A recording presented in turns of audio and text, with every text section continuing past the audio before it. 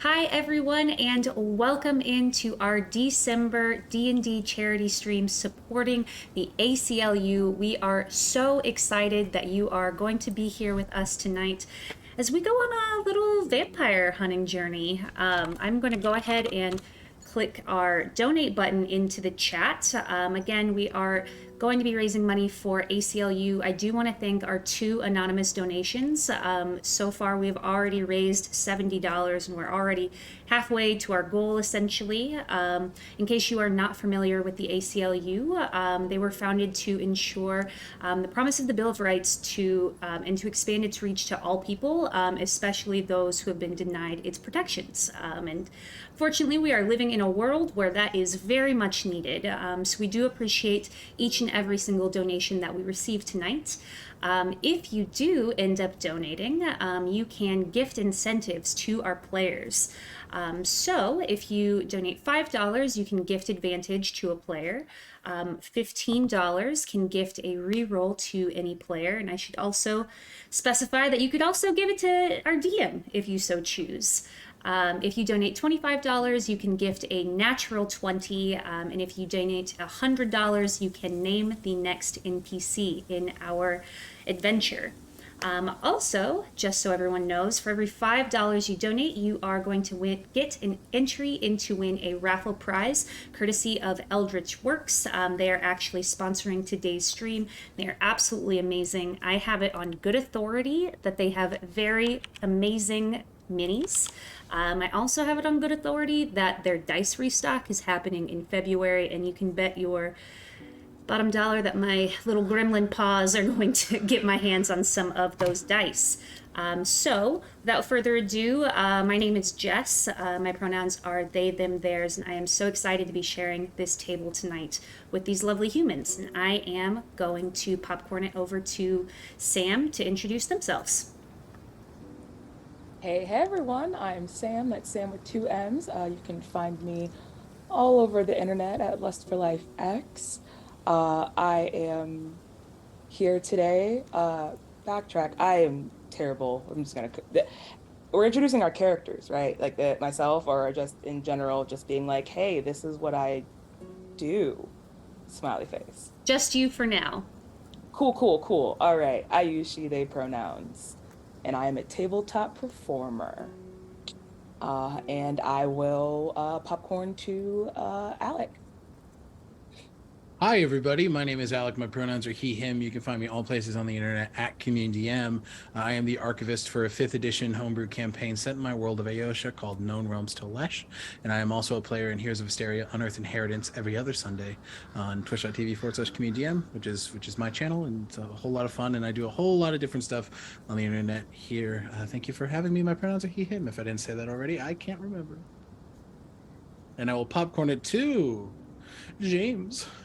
Oh, hey, my name is James, Gravity Fail 87, all places you have social media. I try to snag that before anyone else.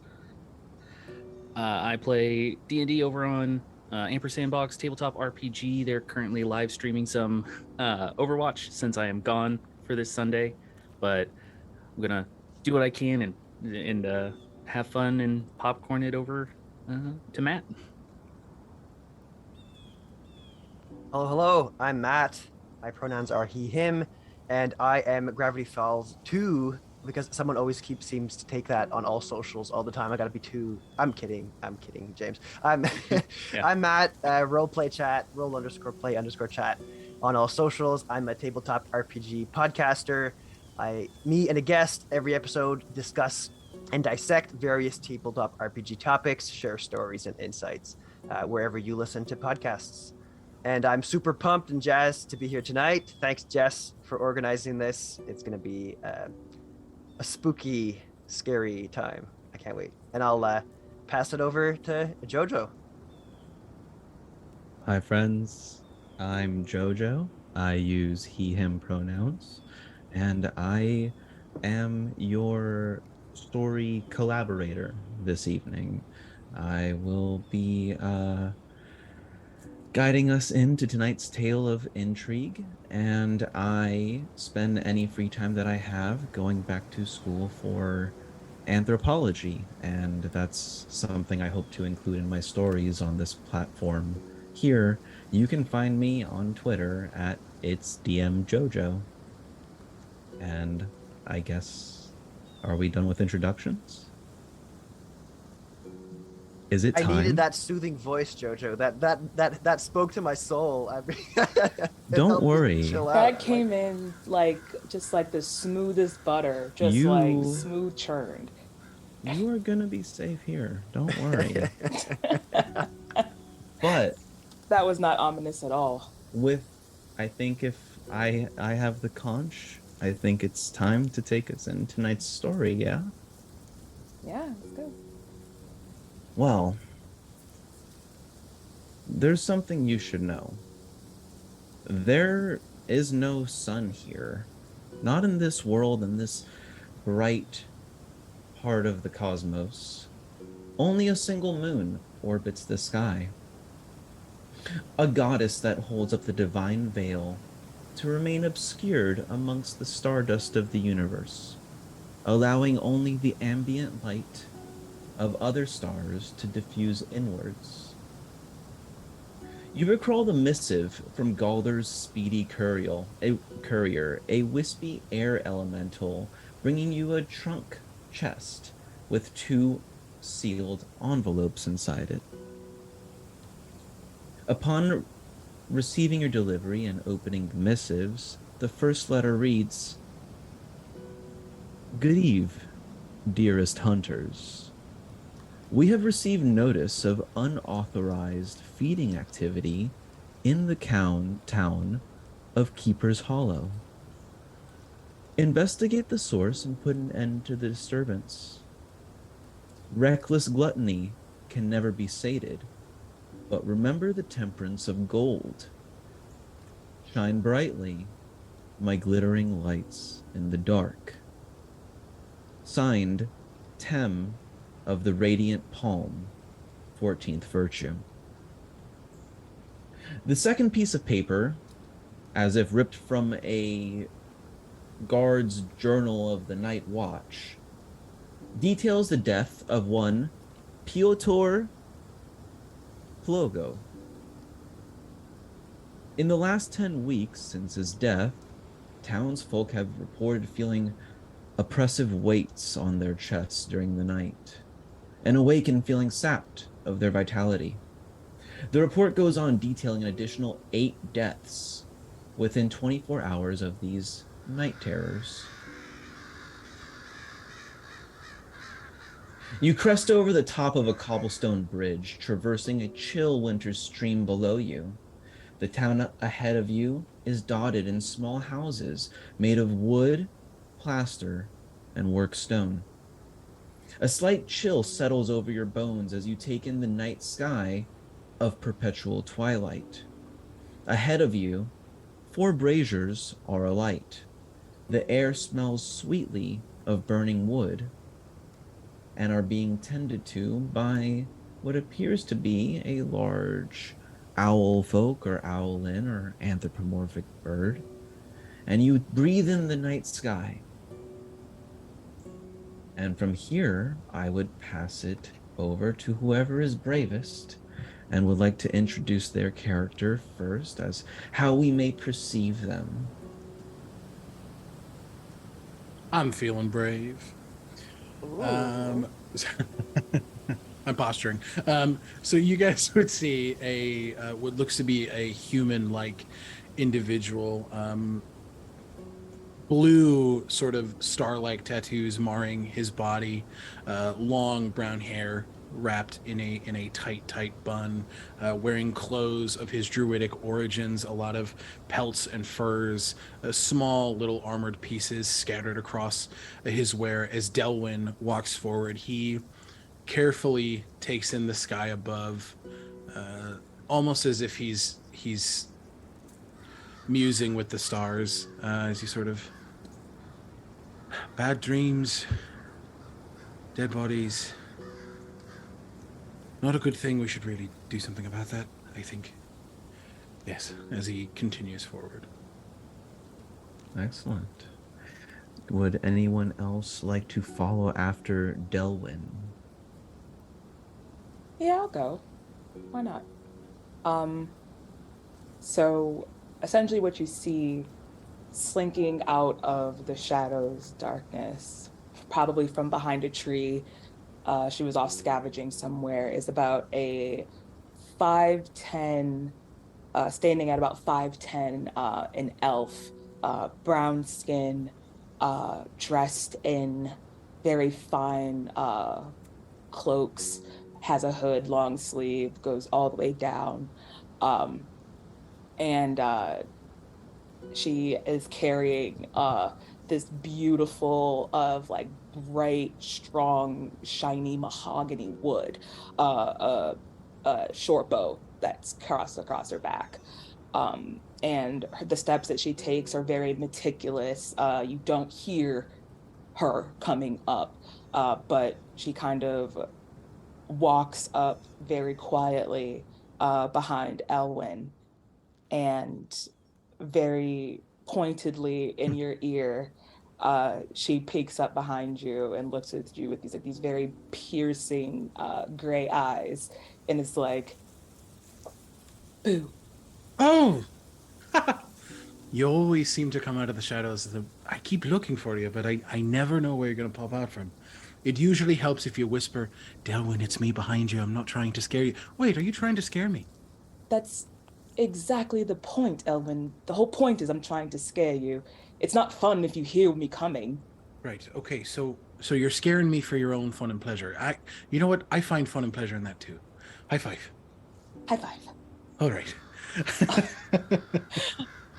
Um, and she just kind of looks around at the camp, and I'm going to popcorn it over to Jess.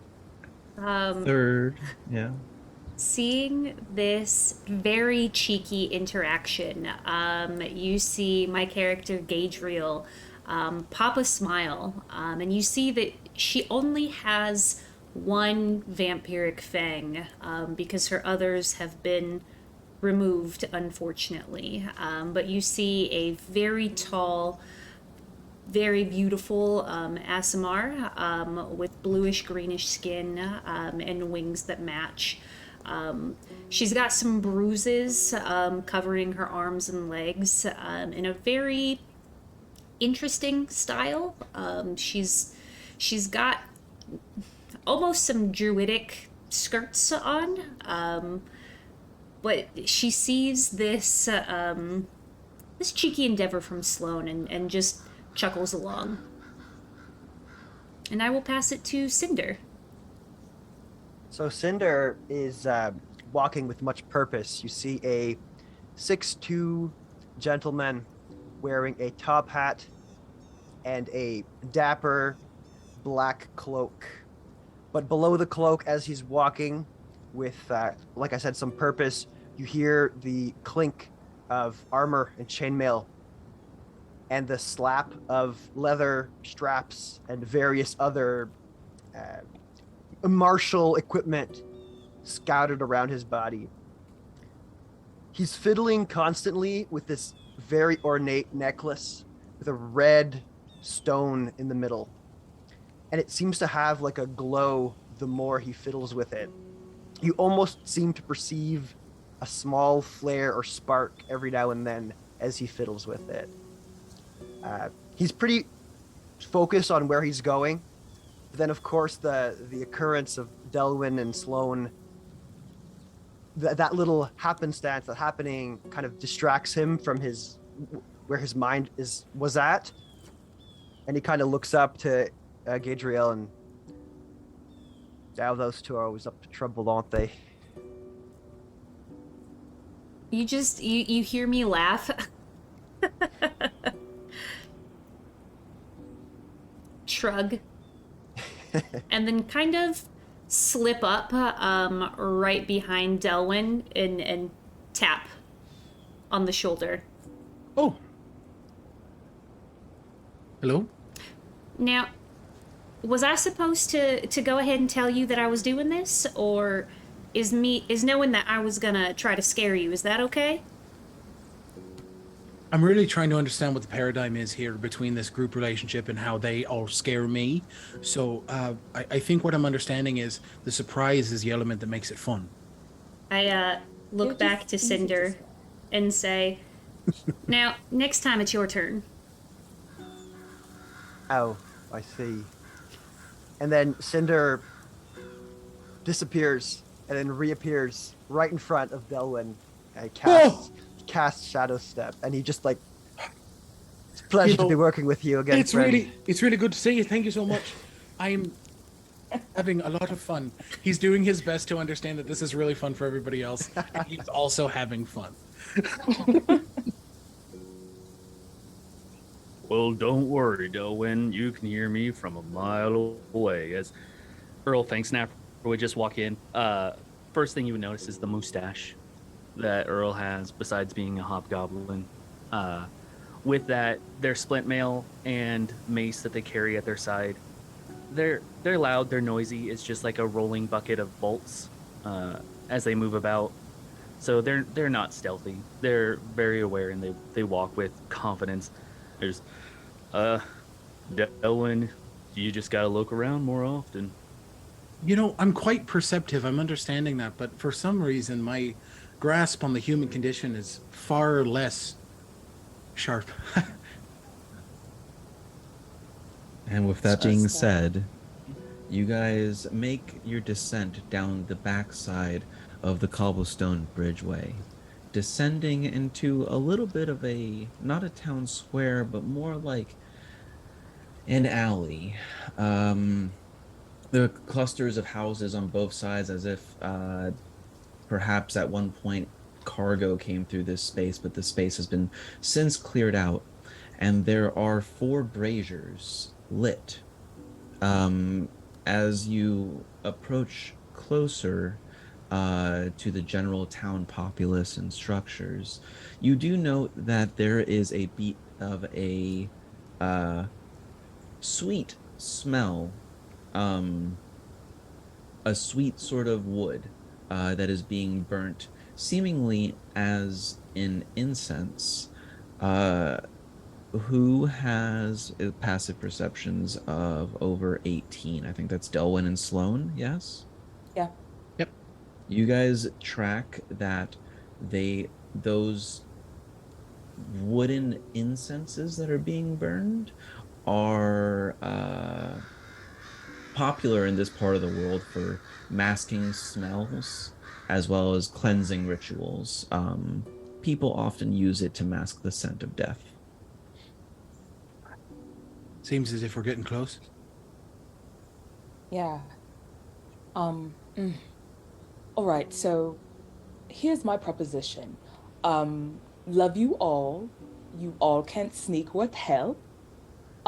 So I am just going to little do, like right up ahead, see what exactly is going on, and then I'll come back and relay that information.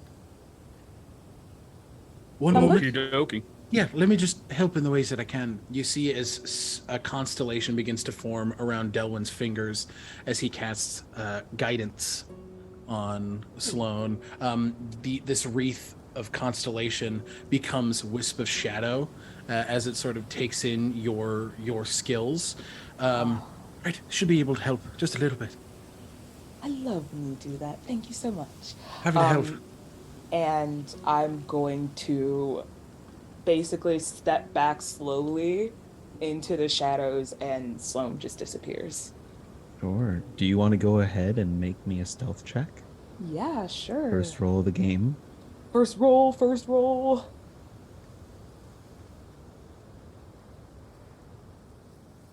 That's not bad.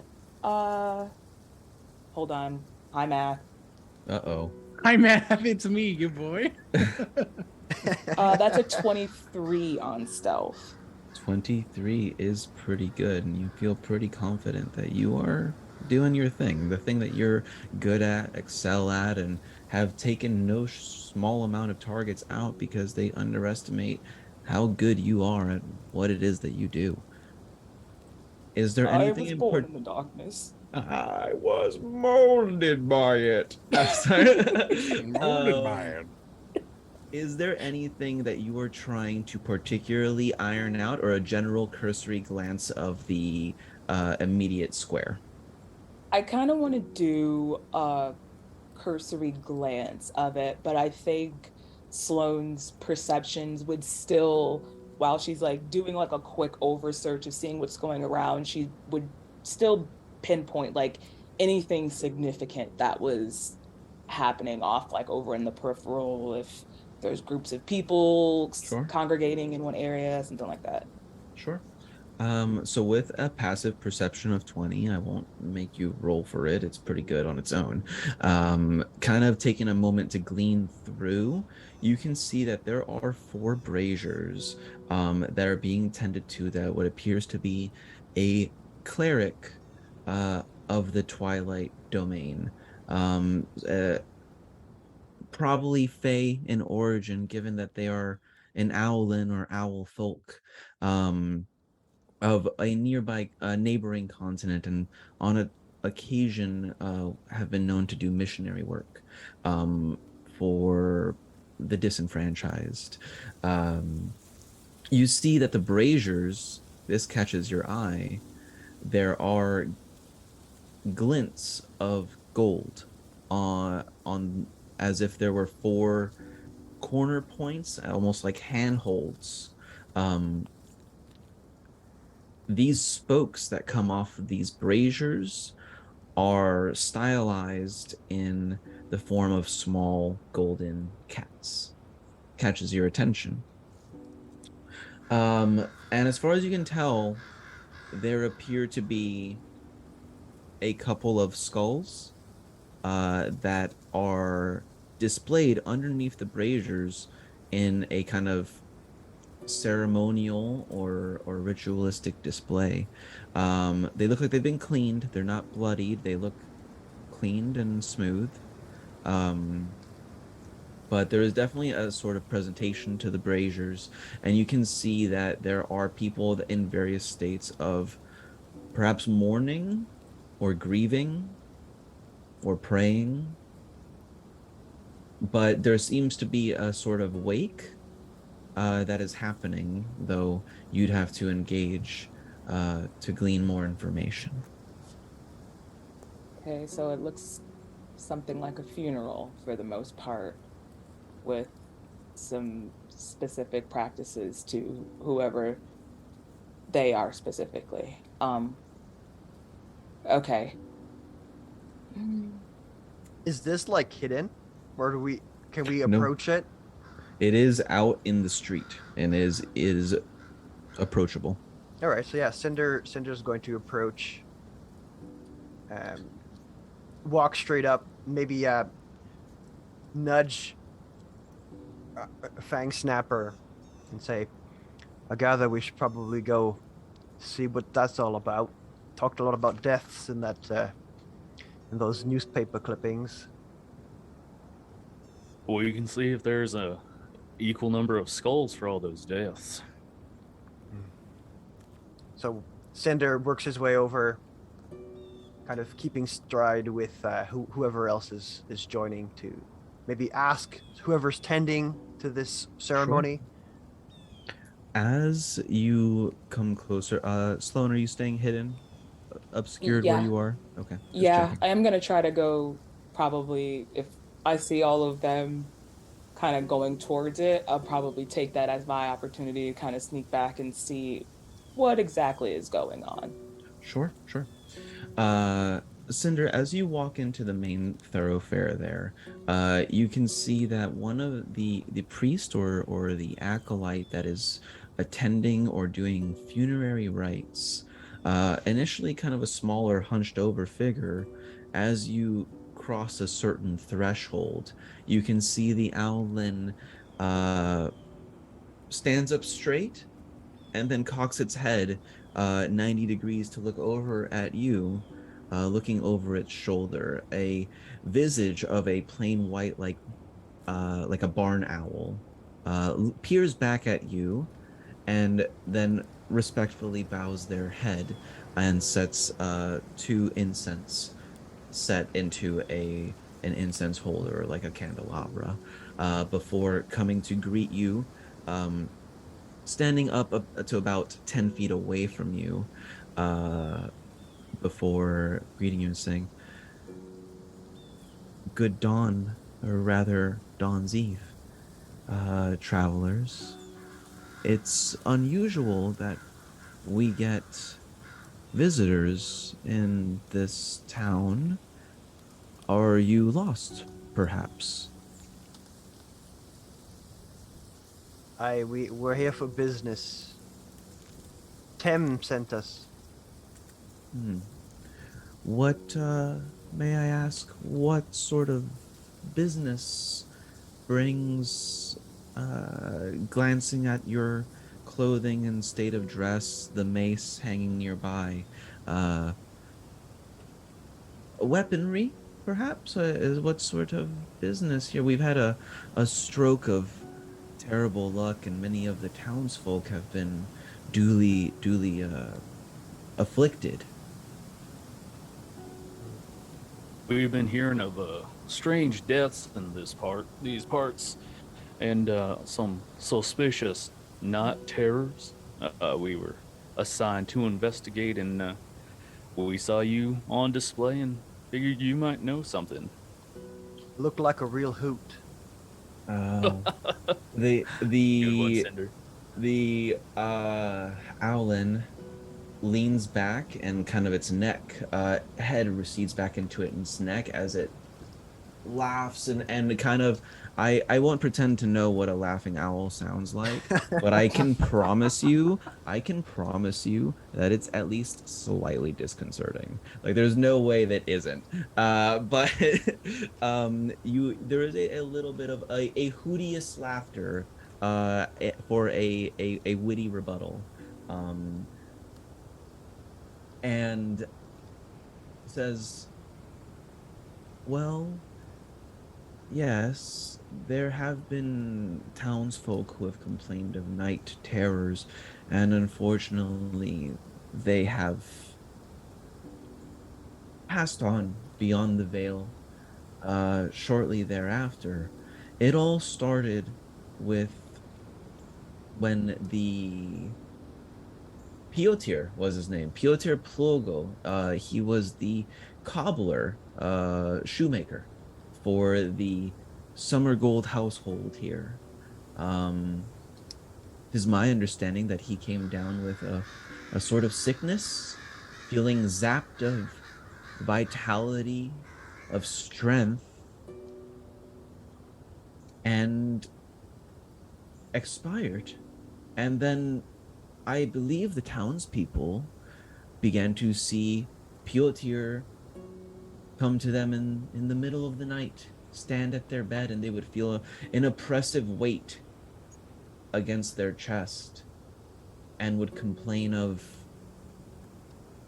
exhaustion before passing when they would sleep. So it's these claims that led some of the populace to believe that we'd been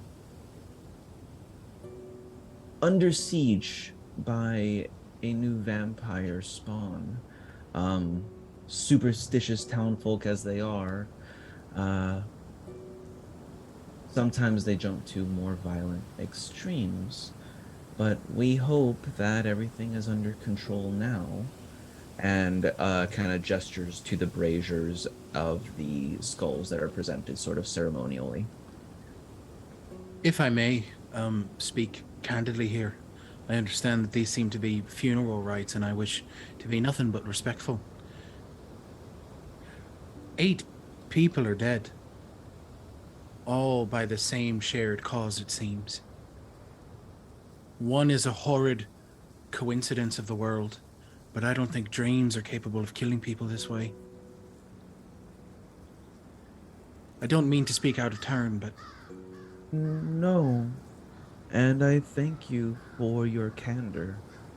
The truth is, I myself have found my magical powers drained as of late.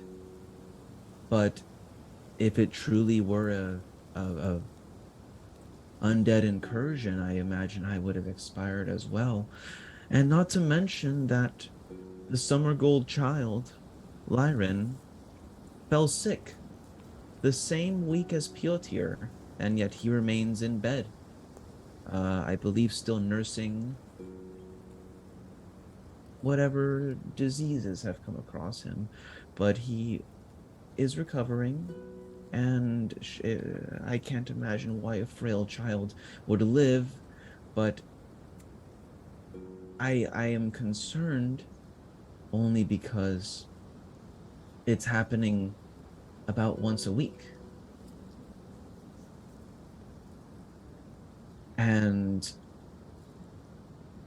I haven't the magical means to investigate this further.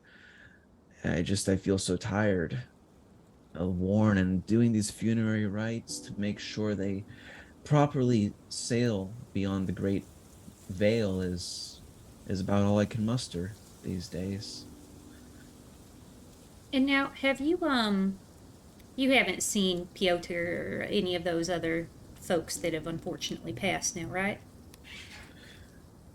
No, but we do have some of their effects still.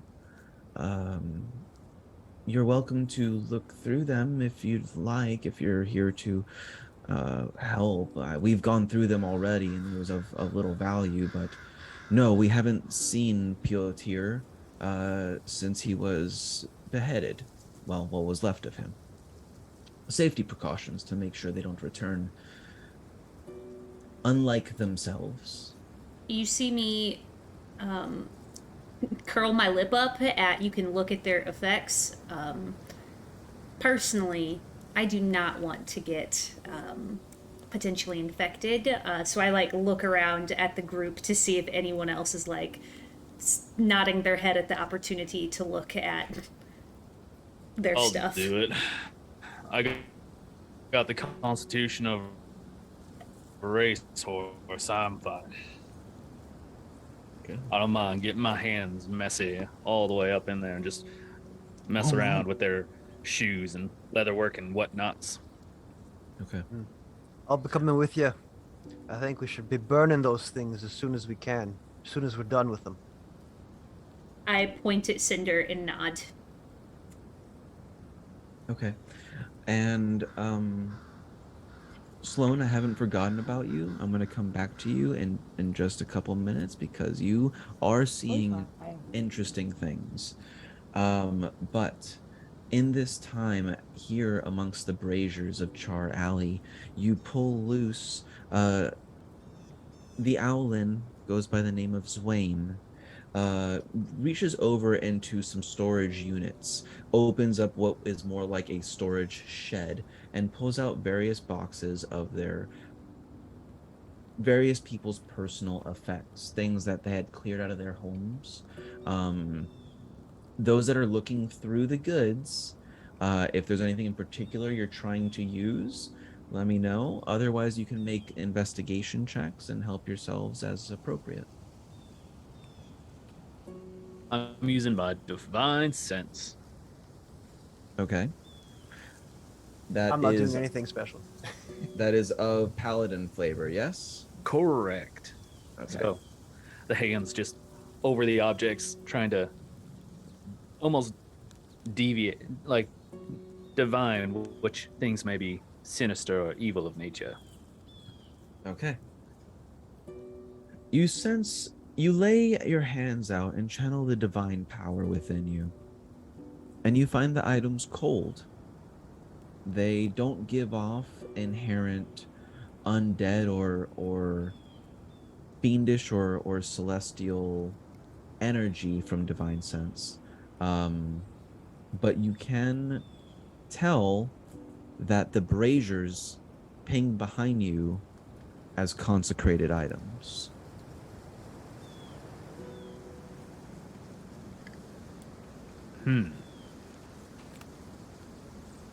Well, by gum,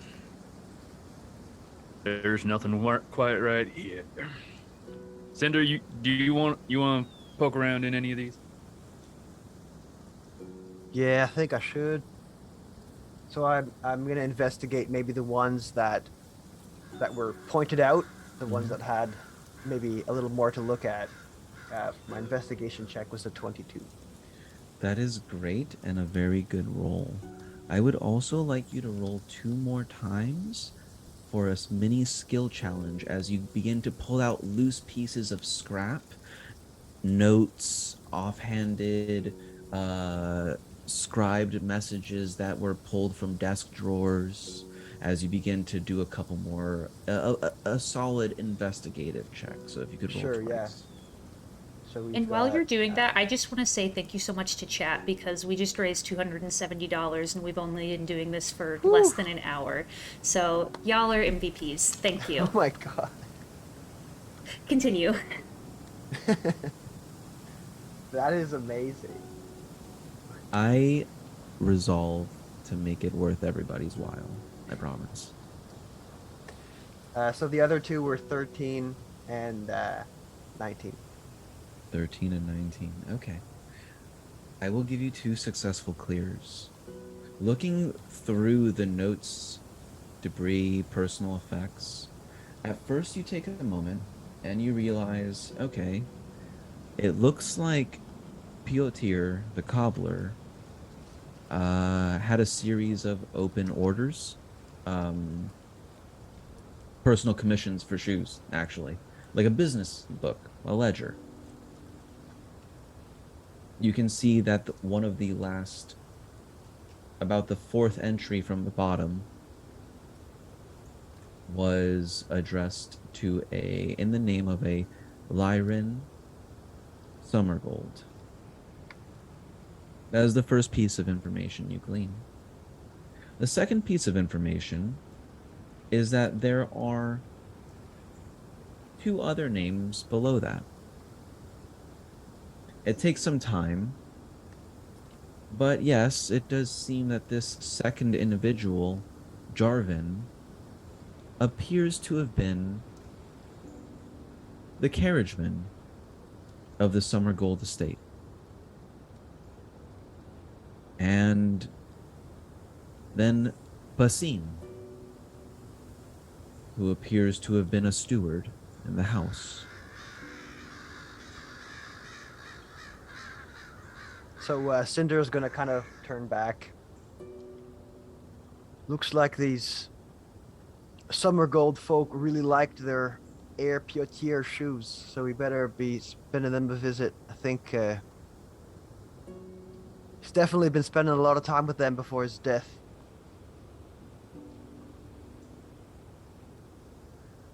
Maybe that's our first lead. What do you think? Should we report back to the group, see what Sloane's been up to? Yeah, everything seems to be pointing to this child anyway. So might as well elucidate everybody on the whereabouts of this chilling and get on stepping. All right then. And then as we turn around, Cinder's gonna put his hand on the pile of things, and is gonna cast Burning Hands, and just destroy everything. Everything that's flammable is gone. I don't know how you want me to statistically do that, You know what? Jojo, but I like that you. No, I will tell you. I like what you did, and so I would like you to have a point of inspiration in case that comes up later. All right. Okay. So we head back to the group. Okay. Okay. Now, y'all washed your hands, right? Maybe wore a mask. I mean, if 8 people are dead, and that's happening like once a week, and y'all just touched all of that, I'm worried for your health. That's it. Cinder pulls out like a little pouch with like a clear liquid. Had my mage friend make this for me, and he like passes it around. Everybody gets a little bit. Wait, but what is it? It's purity gel. Yeah. Too kind. Just a thick application on the hands will keep anything away. Make sure you get under the nails. Everybody forgets under the nails. Thank you Wow. kindly. Sloan, What's up? how are you, Sloan? You've gone exploring. How far do you think you would have traveled away from your group during this time? Not too far out of earshot or Not out of eyeshot. earshot. I would have kept them in my peripheral, seeing where they were. If they Right. moved, I would have tried to make my way through over closer to them. Are you generally trying to keep line of sight on them? Uh, I feel like I would peep a top hat through the trees. So Okay. yeah, like just like a general area of where they are. As long as I can like hear something close to them, I can track them. Okay. Well, with that being said, and well stealthed that you were, I won't make you do another stealth check. But what you do see is, as you've taken the time where there were people who were grieving at these altars, um, you can see that they leave the site, and about where you're at, if you didn't go too far away, you can't quite make it out, but there seems to be the sound of running water, and that does make sense. You walked over a bridge to get into this place, and it seems that the parishioners, or those that are grieving, um, they leave with something in their hands and head towards the direction of water. And you can tell this is very obviously a wake of some sort of grieving process. But you do notice that they seem to be, with a certain amount of regularity, several townsfolk at different points walk away, all kind of heading into the same general direction, which is just a couple blocks over, along the Stygian River. Okay. You guys Part may of, oh wait. reconvene as you wish. Yes. Oh yeah. I was gonna say I think part of Sloan wants to see what it is exactly that they're doing, but also doesn't want to get too far away from her friends. So No, you're not gonna take the bait and wander off by yourself. Okay, just checking. maybe not yet. Maybe not yet. Maybe we will have fun later. But you reconvene. What do you say to each other? Is everyone feeling all right in a bit of an emotional way? I understand that this could be somewhat concerning, both within the realms of what we're experiencing and emotionally. Death is complex and very hard to parse out, so I just want to make sure that everybody's in a position where they feel safe and understood and heard, because you all matter. I walk over to Delwyn and I give you a hug, specifically with my wings. I just wrap you up and just give you a tight squeeze. Hugs them back. Yeah, absolutely. All right. Well, thank you, Doan. That's very kind of you. Of course. Think that maybe visiting this child who's recovering makes the most sense? You're worried about us. How are you? I'm struggling, of course, but I think I worry about the possibilities more than what has happened. We can't change the deaths that have happened, but what we can do is make sure that these dreams don't plague anyone else. I agree. I'm sorry that this is hard for you. We all find our different paths, right? We all chart to different stars. It's our responsibility to make sure that we light the path for others. That's all I'm trying to do. Some of That us have a brighter light than others. Right, you like the shadows, which I think is very neat. Delwyn, I thought what you said was very sweet, so I would like you to have a point of inspiration as Oh, well. thank you. That's very kind. As these two are sharing a very tender moment, I am flipping through my notes that I was taking during Zwane's just kind of explanation of what was going on, and you can hear. Now, was that the fall child? Was it the fall red child? And then I get to the specific point where I wrote down summer gold, and I say, now, did did they tell us where that summer gold child was staying at, or do we need to ask? They didn't give that information, I'll tell you, above table, but it would be easy enough to reconvene with Swain, which he'll say, sure, yeah, if you actually just go back over the cobblestone bridge, you'll find and make a left at the old lane. You'll find eventually a two-story house. The paint is worn, paint's been stripped, but ultimately it's still there. You'll notice it because they have a big old placard uh, denotating their property line and have been pretty ostentatious since their arrival here, but, well, they come from old money. I just like any I kind of money, to be honest. Fair enough. However, I did see them over doing some type of ceremony. I don't know what they were holding, but a bunch of the city parishioners, the mourners that were there previously, were bringing some type of object over to the lake. Kind of wanted to go see what happened more, but I didn't want to lose you all. Well, thank you for caring about us. I mean, you're my party. I do care. No one, while I do like to slink off by myself a lot, and being by myself is where I am most comfortable, I also know I am most safe, surrounded by people that I care about. Well, the thanks stand, because I know I trust you. Always to come back and to make sure that we're safe. I'll do whatever's in my power. As will I.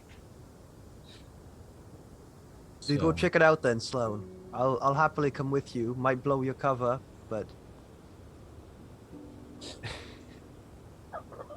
Trying to see if I could do anything about that. I have something sure I can can. do. I will cast Pass Without a Trace on the group. So all of you are met, I believe. It's a +10 to stealth? Yep, Am I within mistaken? 30 feet of us. So within 30 feet, everybody gets +10 to stealth. So all of you will be wreathed in these constellation-like crowns, mimicking the imagery of swirling dragons. Ooh, Very cool. I like Very this. Are you The headed magic in the always feels so tingly. direction? Are you headed in the direction of the river? Yeah, that's the case if we're all. Are you all going together? I mean, while they're still looks up at the sky, some kind of light. Best check Yes. out the uh, everything before it gets too dark around here. Yes, it is still light, and I'm glad you brought that up. Being that there's no sun here, they colloquially refer to the hours as shades. It only just changes shades. It gets darker and lighter.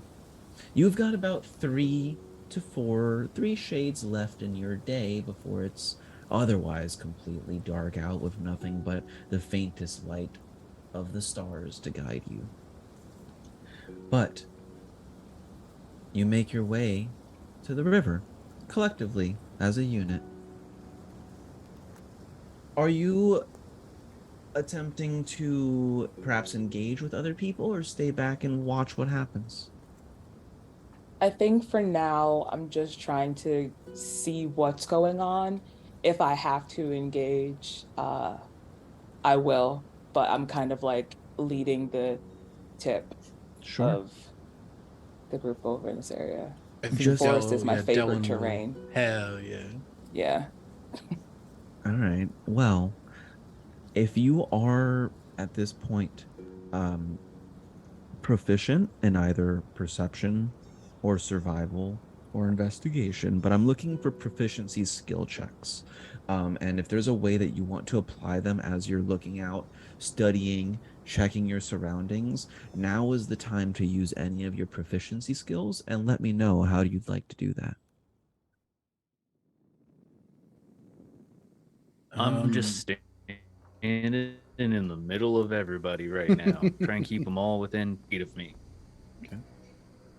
Um, I'm going to stop for a second, and I think Sloane stops like dead still and just goes completely hush silent for a second. I'm going to use primeval awareness, more specifically to locate any undead, which are also my favorite enemy. Uh, let's see, and I'm within within my favorite terrain, so that gives me a 6 mile radius of where I'm at. God damn. Ooh. He said where? Wow. Wow, that changes so much. Good. I'm glad we can get to the good stuff much faster. So, watching first the townsfolk. Watching the townsfolk, you notice that it seems like they're holding currency. Actually, it looks like gold, gold coins. Not much, maybe just one or two apiece. Some have a handful occasionally, but you can see that there are bags, coins that are being put into bags, or even some appear that they reach in and pull out golden dust. There's a moment where they look completely mad as they toss gold, actual gold, into the river. The gold scatters across the water, briefly illuminating it. In your periphery, because you are ranger with primeval awareness, yes? Indeed. In your periphery, you catch a moving shadow. It's small, cat-like, like a household cat, actually. It's peculiar in the way that it just dances in the edge of your vision. But you know and are aware enough to recognize that that's not a normal cat before it slips into the shadows. For your primeval awareness, which I'm going to double check the specifics on so I don't make an incorrect ruling. Yeah, What it are the doesn't reveal the creatures' locations or the number of them. However, it just lets me know if there's any in the surrounding area. of which you do get uniquely several undead pings, not how many, but you do get undead that registers well within the town, if not in proliferating through it. But you also catch a whiff of elemental energy, a sort of, it almost smells like you a little bit, in the way of shadow, of gloom, of darkness. You know, often the scholars think that the prime elements are the most powerful, right? The fire, the air, the water, and earth. But there are other elements, and you know there are elements of shadow, beings of pure shadow that can exist. they register as elemental. I think y'all just hear like Sloan go, shh, stop. There is something out there. I sense a lot of undead and elemental, but not like elemental like how we think of like Genasi.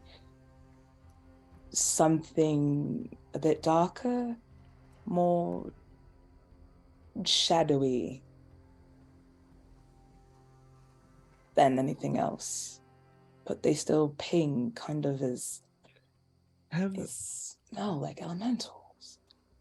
If certain people who are attuned to the occult, they describe a feeling like a shiver. It tickles down your spine. And the thing is, if you've seen something, no one can tell you that you haven't seen it. And in recounting that feeling of, yeah, I saw this shadow, and it's definitely more than a shadow, you feel that chill lightly caress down the back of your spine.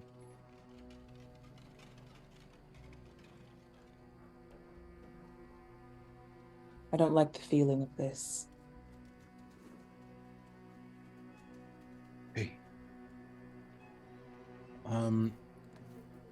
With that information, can I use my proficiency in perception just to he'll sort of look through the sky, Delwyn, and like march from star to star as his vision kind of shoots outward, looking at where the light fails to touch. Just to become a little more aware, hopefully, of what is sort of in that darkness. Sure. Can you make a separate perception check for me, please? Yeah. Thank you. I'm going to use that inspiration. You may. Thank you. Okay. That is Jesus. 28. 28? Yes. It's truly, you understand your quarry a little better, and you realize it's using the shadows. Whatever you're on the trail of, it hides in the liminal space between the reality you can perceive and the shadows that slink around every object, every branch, every step that you take. The shadows are safe havens. And you begin to realize, yes, no, there are creatures that walk through the shadow. And as you train in closer to look in these darker places, you do also catch the silhouette and scurrying of a little black cat. Kind of brambling through the woods. Yeah, he'll relay the sort of these entities are able to hide in the liminal spaces of darkness. He'll relay that to the group. They're sort of, well, we'll keep Sounds to me about us. That's perfect. Sounds to me we might need to set this whole town ablaze. I don't think that's a very wise idea, as a whole cleansing by flame may not get the point across. Now, I'm with Delwyn on this one. Now, Cinder, maybe, if we decide that this town isn't, somewhere that can be saved, then we can do that. But maybe we should try a couple other things first. Does that sound should okay? probably be the last result. Oh, like right. the last one. She makes a point. When all else fails. All right, then. And he, pouts a little bit. I like where your head's at, friend, though. I mean, you Yeah. are really Yeah, using that's- that noggin. I mean, I'm with it when we need to be there. Is that okay? Yeah, I'm not paid to think too hard on these things. As I Earl mean- or Gadriel would say, I like your gumption. I was about to second it myself, but we got to make sure that all these people are lawbreakers first before we start burning everything down. Yes. Yes. It's interesting that these beings are something that hides in the shadows. I know them quite well. This should be fun for me.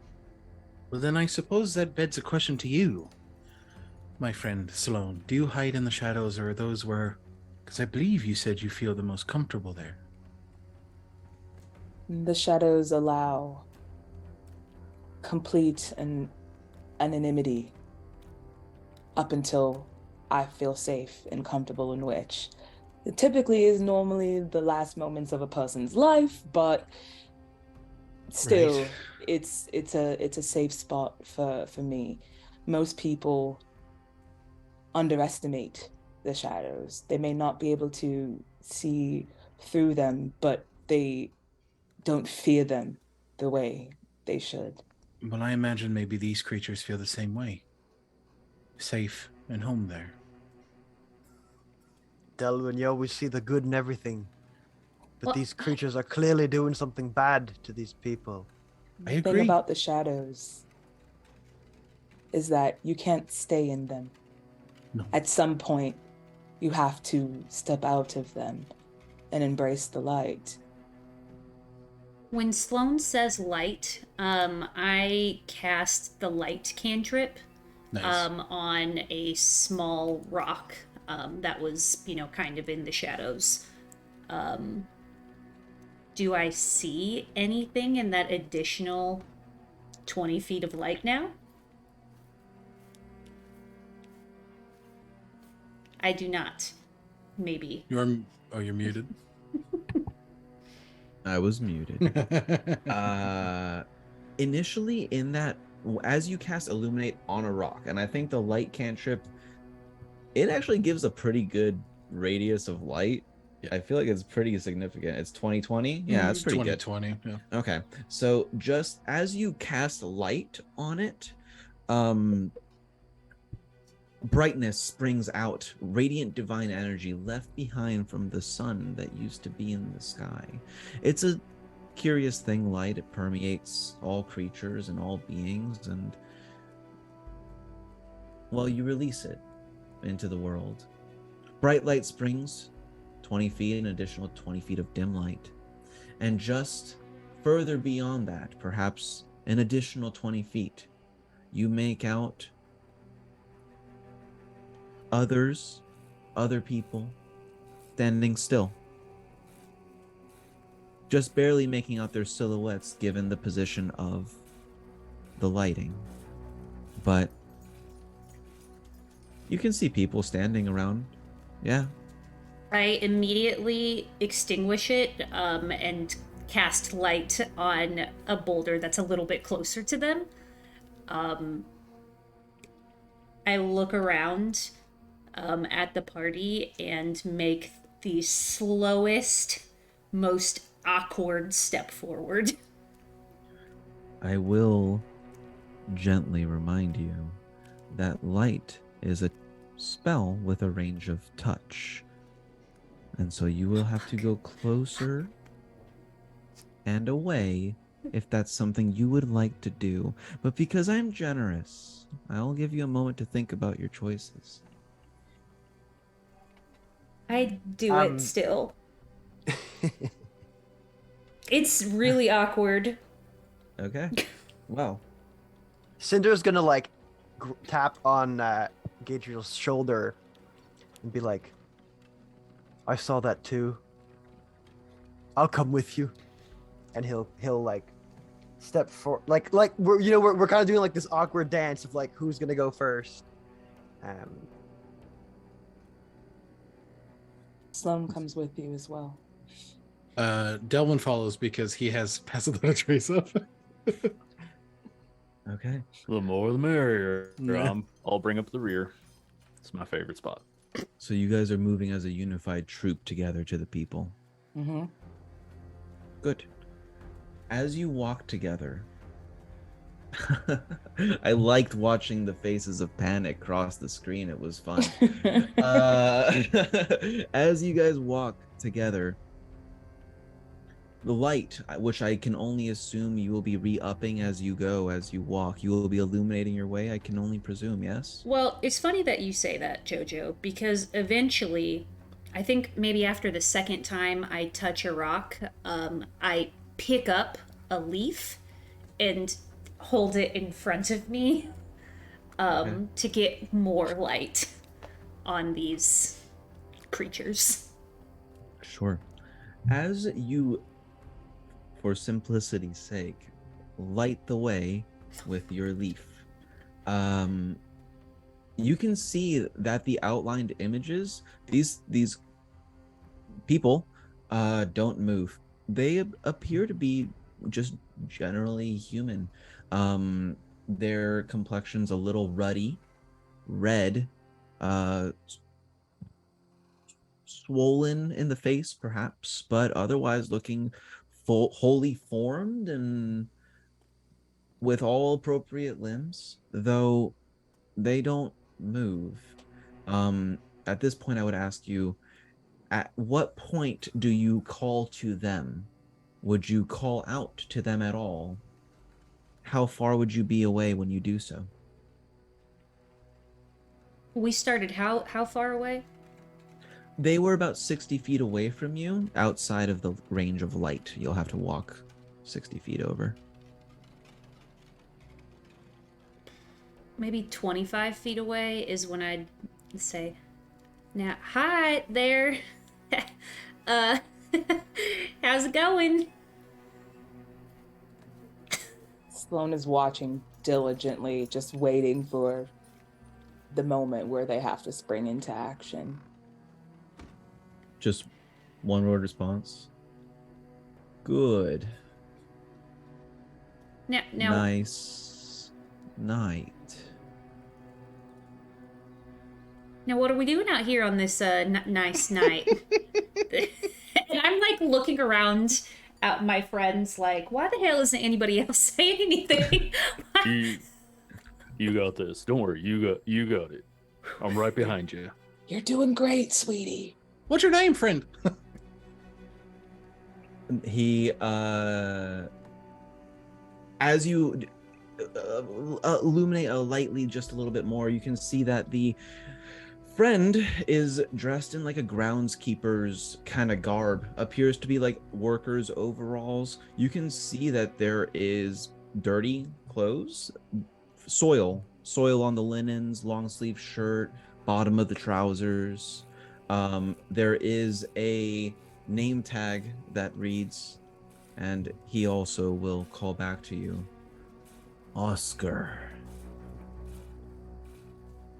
No need to be a grouch there, Oscar. Just why don't you just let us know what you're doing out here in this quiet night? These dangerous. are trying times. Everyone is only looking for what might fulfill them. Okay. And now, Oscar, what might fulfill you to, I don't know, maybe leave the outside and go home? Back to where you're supposed to be? Hey, dog. Quick thing. What could like make you go home and chill for the night? Maybe. So, Okay. as correct me if I'm wrong, but I believe it was Cinder and Earl that went through the trove of loose effects. Correct. The fourth name at the bottom of the list after shit. Basim, it clicks in your head. Oscar was the groundskeeper at the Summer Gold Estate. Needed a new set of work boots commissioned for working the fields. All of this Well. keeps coming back to the summer golds. Maybe the shoes have poison in them. Maybe they have tainted souls. Fuck.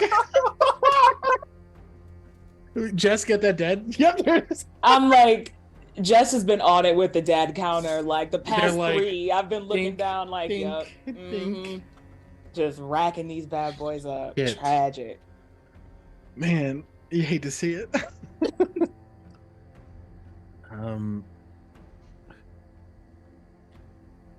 Okay. But yes, the summer golds they seem to be the ones that everything points back to. Maybe, Yes, it was a terrible sickness that took the house. I was feeling a bit under the weather myself, but it seems I'm on the mend. Oh, that seemed vaguely threatening, if I do say so myself. Question, Jojo. How long has this been? My primeval awareness stays up for a minute. Has I it would- been? It's still I- up or no? I would say if you're sitting and watching the people tossing gold into the river, that would take a couple minutes. Okay, that's fine. At least 2-3 minutes of watching, and it's probably been about 5 minutes since you were observing them before the flash of light. Okay, sounds cool. I'm gonna hunter's mark him though. Yeah, you are. Okay, well, as you hunters mark, yes, it has been difficult, but we have found perhaps a cure, or maybe just bed rest is quite helpful to the constitution. And well, it seems the young master is persistent in his perseverance. I'm gonna Now- insight check him while he's talking to Sloan. Absolutely. Make I an would insight like. check. I would like to do the same if possible. I would also enjoy doing the exact same. All Oh, right. my insight's crap. I spoke too hot. You know What what? I would jump off a bridge if my friends were doing it, so. Okay, slow down, children. If you are insight proficient, I'm gonna give you guys priority first. So is anybody insight proficient? Damn. Does half I am. proficiency count? I'll give it to you. I'll give it to you. This I is am, but it's obviously only my the first same one. as my digits, so 10. Okay. 17. Very nice. I used a reroll. Thanks, chat. With a 17 on insight, it's the face. It's the face that you zero in on. There is a certain fullness of lips, a bright red fluid, like a paint. The fullness of face, full of color, yes, a red color, but a ruddy complexion all the same. You can see, perhaps, with a 17 in insight, the face of someone who's hungry. Someone who, perhaps due to circumstance, hasn't been able to feed. Can I lean over? Oh, I was gonna say, can I lean over to Gadriel and be, you getting a read on this fella? You don't get a response from me because I immediately start saying, now, friend, I just don't fucking believe you. I think that you are full of shit. And I cast Vicious Mockery. And if they survive, or if they surpass a Wisdom 16, then that was all for nothing. But if they don't, they take 8 points of psychic damage. Well, I am happy to report that I rolled a 3 plus 3, so that is a failure. So tell me, what is it? Vicious Mockery that you're doing? Mm-hmm. What is the vicious mockery? Do you have insulting words for them? I just don't fucking believe you. I think you are full of shit. I cannot believe that you are out here in the woods lying to me and my friends. Absolutely not. It screeches as the psychic pain strikes its brain, and from there we can very quickly roll initiative here. And post this, we will also take a short break. But initiative now, if you guys want to go ahead and roll it for me. I would love to. Damn. All right. If you guys want to drop your initiative into the chat. That was a nat 20 Hey. for a 26 on God initiative, if damn. it matters. Sounds like, what if I went first? What if I was what if I always stayed ready so I never had to get ready, Jojo? What if you? Well. Oh no! No, the little sad face afterwards. Oh, no. No, you're playing with my heartstrings. I'm a sucker for it. I accept. I also rolled a natural 1 on initiative. So, uh, Oh. what I like to do, something I do in my games, is I like to do phase initiative or get players together in tandem. So I'm not going to limit you guys to an arbitrary initiative order. You guys are all going first. You can break it up into any kind of teamwork you want it to be. I encourage creative displays of prowess. So please, you guys have the floor. You psychically mock and assail the vampire spawn whose shit you're just not taking anymore. You've decided you don't believe them, and now I'm gonna hand it back over to you guys. Sloan, you obviously blew that out of the water. So if you want to lead, I feel that is the only due credence that I can give you. And then after that, it will be party phase, and then after that will be the vampire phase. Perfect. Uh, as soon as I see uh him coiling, Sloane's out. Sloane dips immediately into the shadows and is like, I've been waiting on this shit. She's going to come up, uh, use use about half her movement to get over, still off into the shadows. Um, I've already hunter's marked him, which is perfect. I'm going to use my dread ambusher feat, take Get two him. shots off with my arrow. I'm gonna use my dread ambusher feat as well, um, as stacking that sneak attack damage onto that. And I also, since it doesn't cost me any action whatsoever, it's just something I can do. I'm also gonna add my assassinate feat onto that as well. Just stack up, stack up, What stack if I up. killed him right now for fun? Yeah, so hold that is okay. So my assassinate feat gives me advantage on the attack rolls against them, against anyone who hasn't taken turn in combat yet. And it also makes any hit I make against them an automatic crit. Uh, so let us see heal. Please do. Okay. I gotta have advantage on that. Much better.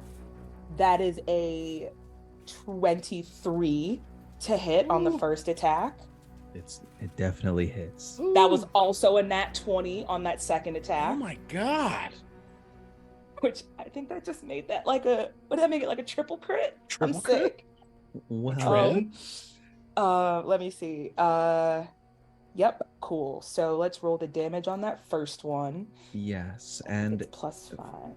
for whatever it's worth, if your attacks are non-magical, you are going to want to let me know that separately.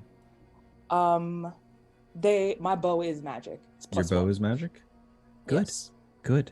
Great. Uh, Then what I would like you to do is total up all your damage. okay.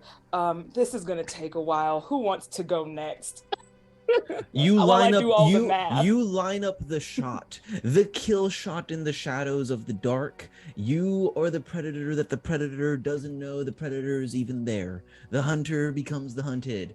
We'll come to you in a second if you want to tally that up. I will. Anybody else? You guys want to throw some polish on this? Let me know. What do you want to do?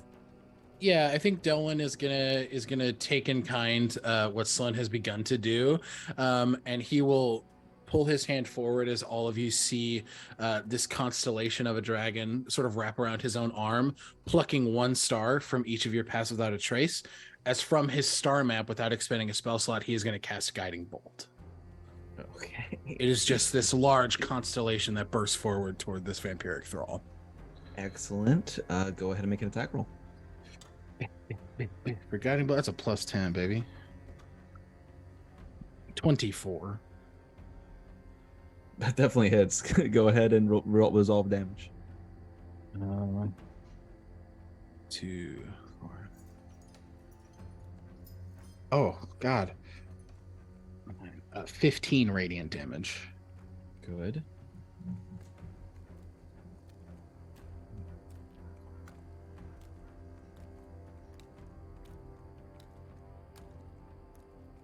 The math is serious over there. I see the absolute the math. They're is on roguing. They're point. roguing. It's happening. It's happening over there. I'm seeing wheels turning down there. And yeah, the damage is radiant. If that has any adverse effects to this vampiric thrall, They have been duly noted. Thank you.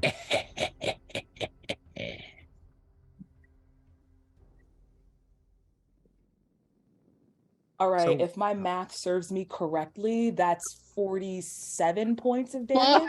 Fuck! Yeah. Okay. And because you did, I believe it was a mechanical critical and then another critical altogether on its own. Mhm. If there is, I will allow you to place the arrows in a way that they may have an additional detrimental effect. So, what are you aiming for? Okay. Undead. So one through the throat, two directly pinned through the chest. Okay. Well, so yeah, one goes actually back that up. One goes directly through the heart, through the chest, Yes. and the other, I would like to. Well, it depends on if they're up or not. If I drop them completely, I'm putting it through their head. If it doesn't, I'm putting it through their neck so they bleed out.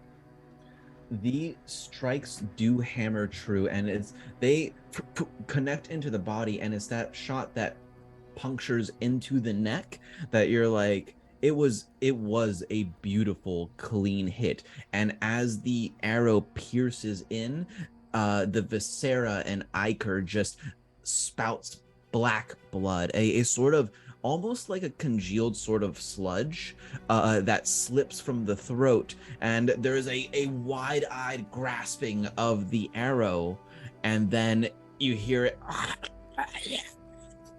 as it's trying to pull the arrow loose, unable to speak. And it's that moment you're like, yeah, this one's obviously undead. They should be dead. They're hanging in with just a handful of hit points left, but they are still up. Okay. That was all my action. So as my bonus, it was both of my actions. As my bonus action, I'm going to cunning action, sulk back into the shadows, so you will not see me. Cool. Do you want to make me a new stealth check for that, please? I absolutely will. Plus 10 with pass without a trace, please. Oh, thank you so much for that, because that's gonna be. I got you, baby. Ooh, that's high math. That's a 17 plus 18. You disappear from the Fuck. moon. You disappear from the sight of the moon, and I've lost you as well. You are safely hidden, I'm sure. And with That's that, my turn. if there's anybody, that was you. I believe Delwyn has already gone. I did, yes. And so that leaves Gadriel, Cinder, and Earl. And I did roll a total of 4 on initiative. So what do you guys got? Earl would step in at this point and I don't know where Sloane's at, but since this is about to pop off, you just see them pull their mace out and they spin it. And as they do, the mace head lights up into this just radiant white light as they take several long strides towards this individual. And just chat gave me a nat 20, so why roll when I can just do a nat 20? Tell me Yeah, how to it do it. Hell yeah. Let's go. 14 damage with the mace, and then 3 more radiant damage, and that is crit, but that's just one attack. As I come up and just underhand swing it right underneath their chin. Is the bludgeoning damage from the mace magical in any way?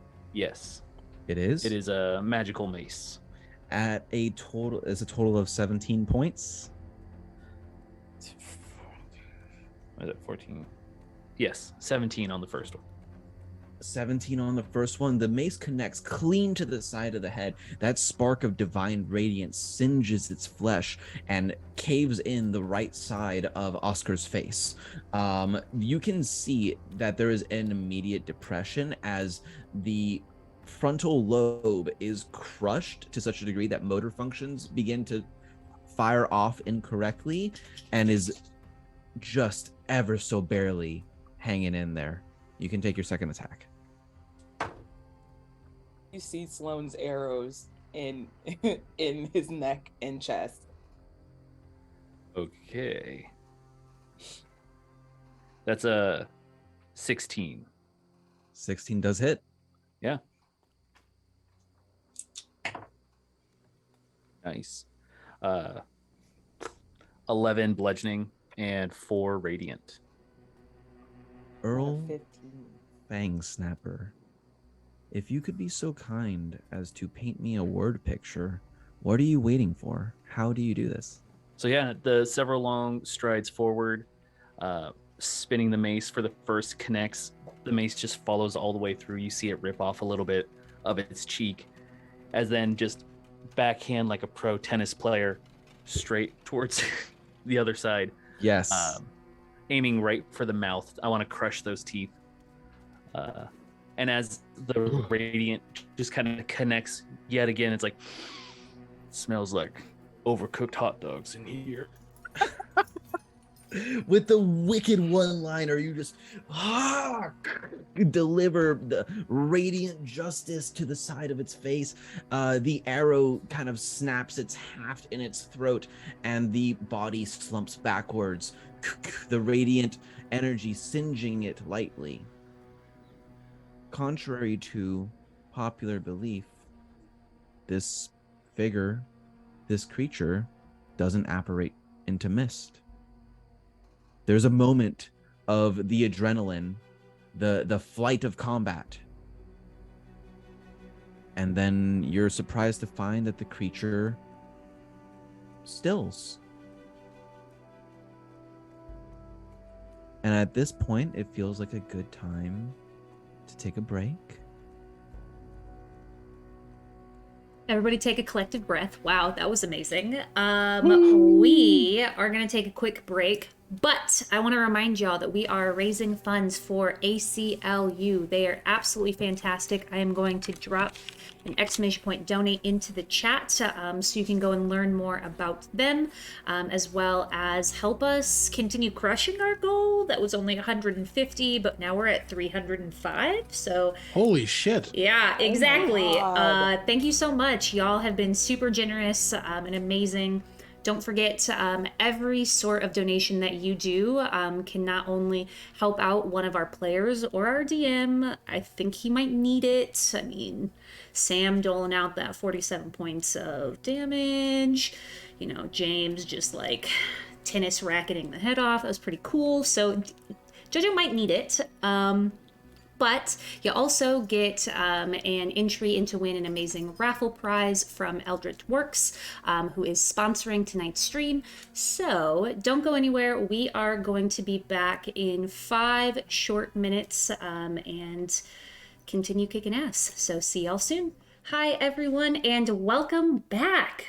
Oh my glove, we just had the coolest round of combat with the sneakiest little lying vampire I've ever seen in my life. We are raising funds for ACLU. We are playing some amazing D&D, and we're having a good time, right, gang?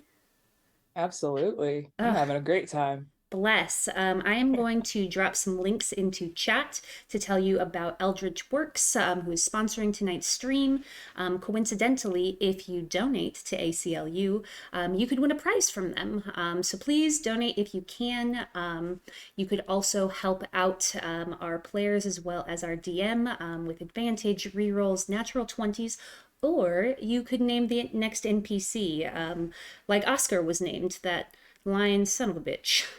Anyway, welcome back. Goodbye. And see you later.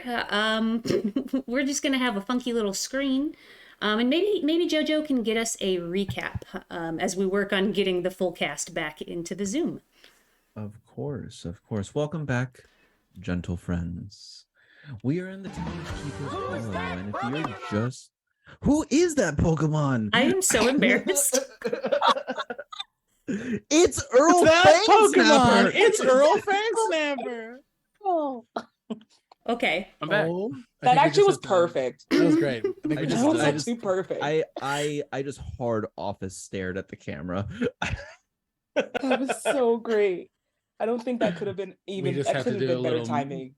We just Is had to it- do a little musical zoom. Is it worth even doing a recap? Yeah, let's go. Let's do the recap. All right. Gentle friends, welcome back to the town of Keeper's Hollow. Our intrepid band of vampire slayers have such dispatched one vampire, and after coming to Char Alley, where funerary rites are performed for the recently departed of occult means, they have become privy to perhaps a focal point of infection, the Summergold Home Estate.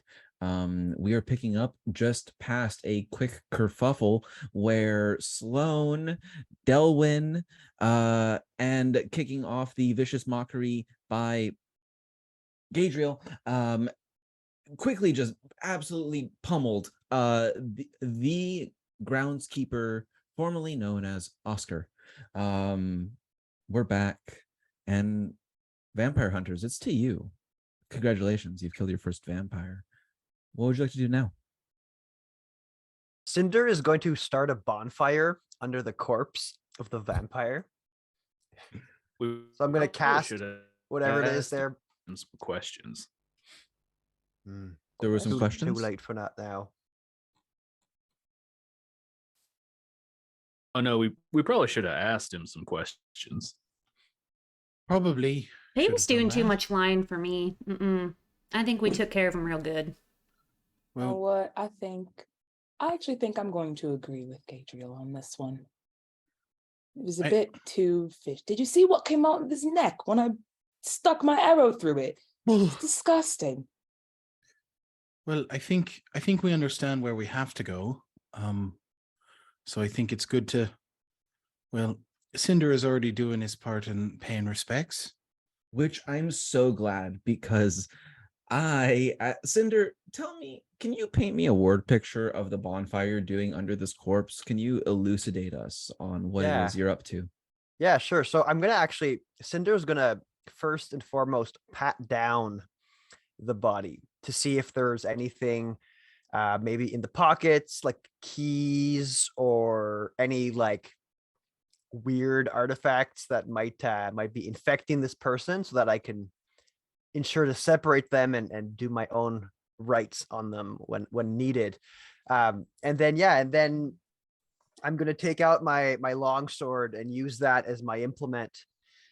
And everybody's going to see kind of from underneath the top hat that I'm wearing, the hair, Cinder's gray hair kind of shimmers and changes colors and turns red. And some of my Genasi blood comes up, and the bonfire just kind of ignites out of nowhere. It's like a pocket in the ground. There's just a small flame below the body, and it just grows and grows and grows and grows until it consumes the entirety of Oscar, as if he's been trapped in it. Yes, and that is how brings us up to a follow-up question. What exactly do you think you would do if you lighted the bonfire underneath the corpse and it started screaming at you as it was being burned?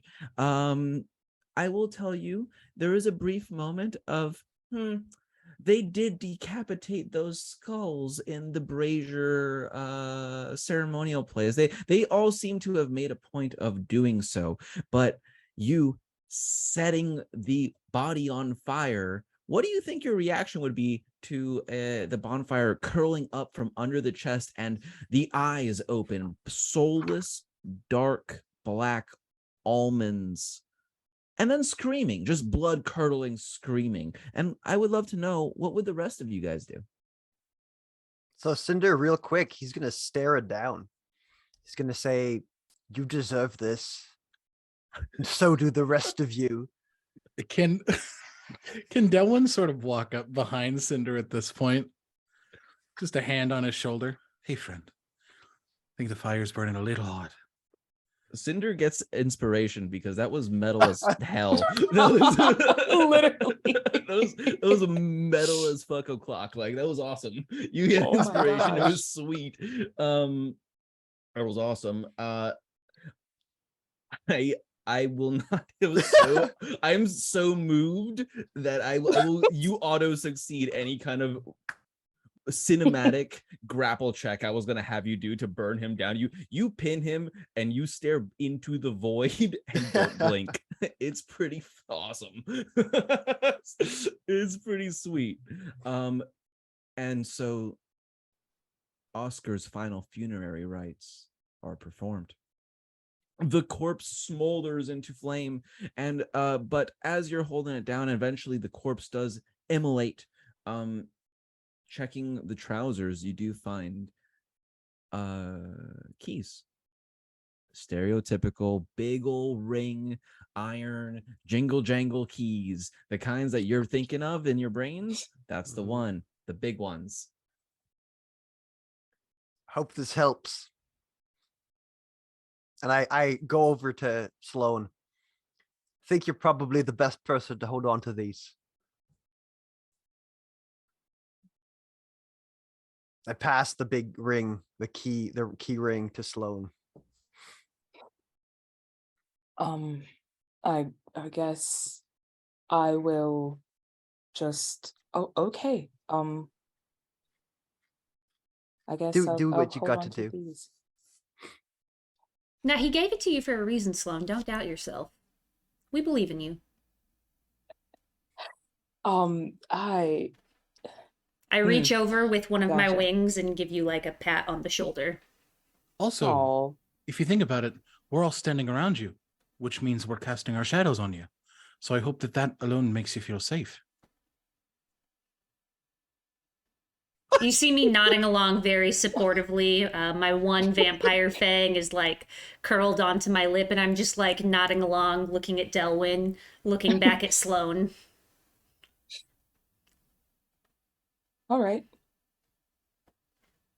Well, my intrepid band of vampire hunters. What's your next course of action? I ask you. Well, I think we head toward this place that we've heard more than once. The name is escaping me. The Summer Gold Child? The Summer Gold Child, yes, exactly. This is... Thank you, Gaithriel. You guys are so cute. You guys are good characters. I like this quite a bit. Thank you. But yes, you guys rally, collect yourselves, steal the keys off this man's trousers, and decide it's time to perhaps pay a visit to the Summer Gold Estate, where all of these strings of infections seem to be coming from. Going back that way, you will pass over Char Alley and Zwain if there's anything you want to inquire after before making your way over the cobblestone bridge, over the Stygian River, and into the old lane where you're going to hang a left and make your way to the Summer Gold Estate. If there's anything that you would like to keep an eye out for or inquire after, this might be your last chance to do so. I'm gonna pop up primeval awareness again, just to kind of. And we're still trekking through forest, yeah? It is briefly forest, yes. Okay. In the way that is the forest that borders the town and leads to a nearby river. You will still be in your favorite terrain. Cool. Awesome. Yeah. So yeah, that Sloane's more specifically, I think, trying to keep a lookout for anything that feels on that exact same wavelength as Oscar. Like, we've kind of pinpointed this being like ground zero essentially for what this is. Is there any more threats like of the stature of Oscar? Sure. You definitely, when you fire off primeval awareness, which I believe I'm a little rusty on Ranger, but I believe tapping into Primeval Awareness costs a spell slot if you're No, doing a. Yes. Oh, it Yes. Yeah. Mhm. It costs a ranger spell slot does? a minute per how many spell slot per minute that you want to keep it up. I gotcha. So my question to you is, how long would you like to keep it up? I'm gonna keep it up I'm just gonna keep it up for that 6 minutes. Because I know that my senses extend 6 miles out Sure. in that area. So it's like if I'm privy to anything that's coming near me, they're not gonna surprise me if they pop up on me later with me dropping it. It's not Okay. gonna happen as long as I'm Well, conscious. To the threat of Oscar level. I understand now. So making your way back through Keeper's Hollow, you get into the plaster wood and worked stone homes. And while you're passing, it's when you make yourself walking through the housing structures that when you fire off primeval awareness, you do get the very distinct sense of that elemental, that shadow elemental. It will register on your senses, and it seems almost as if just outside your range of perception, just leading you, you see a little shadow cat slink in between alleyways, almost leading you back into the main thoroughfare. Is this I don't cat trust within this damn earshot? cat.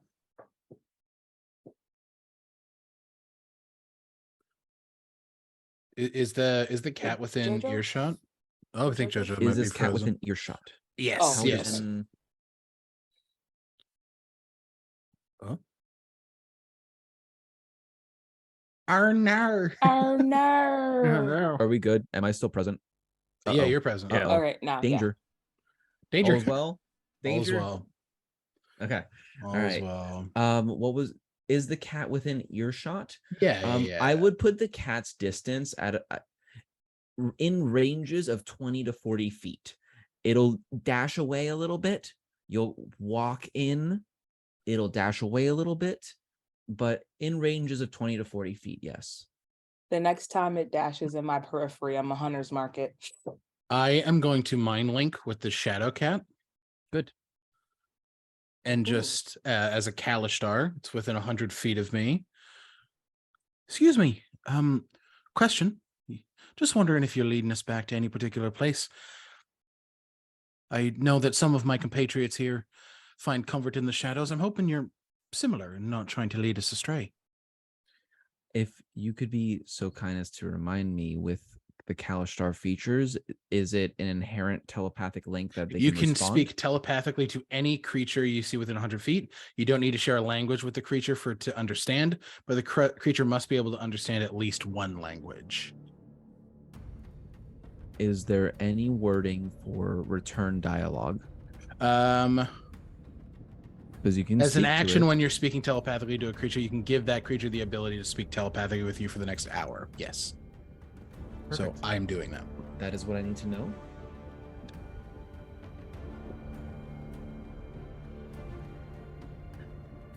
Initially, you hear as there's a little bit of kitty sounds that come back into your ear. You get the tone is jovial, or at least it doesn't seem threatening. It's not hissing at you, but there is a certain adage that cats only speak to us because they've learned that we'll pay attention to them because of cute kitty sounds. And that's exactly what you find here is cute kitty sounds are being relayed to you. It can speak back telepathically, though you find that you are almost calling out to it and it's still darting.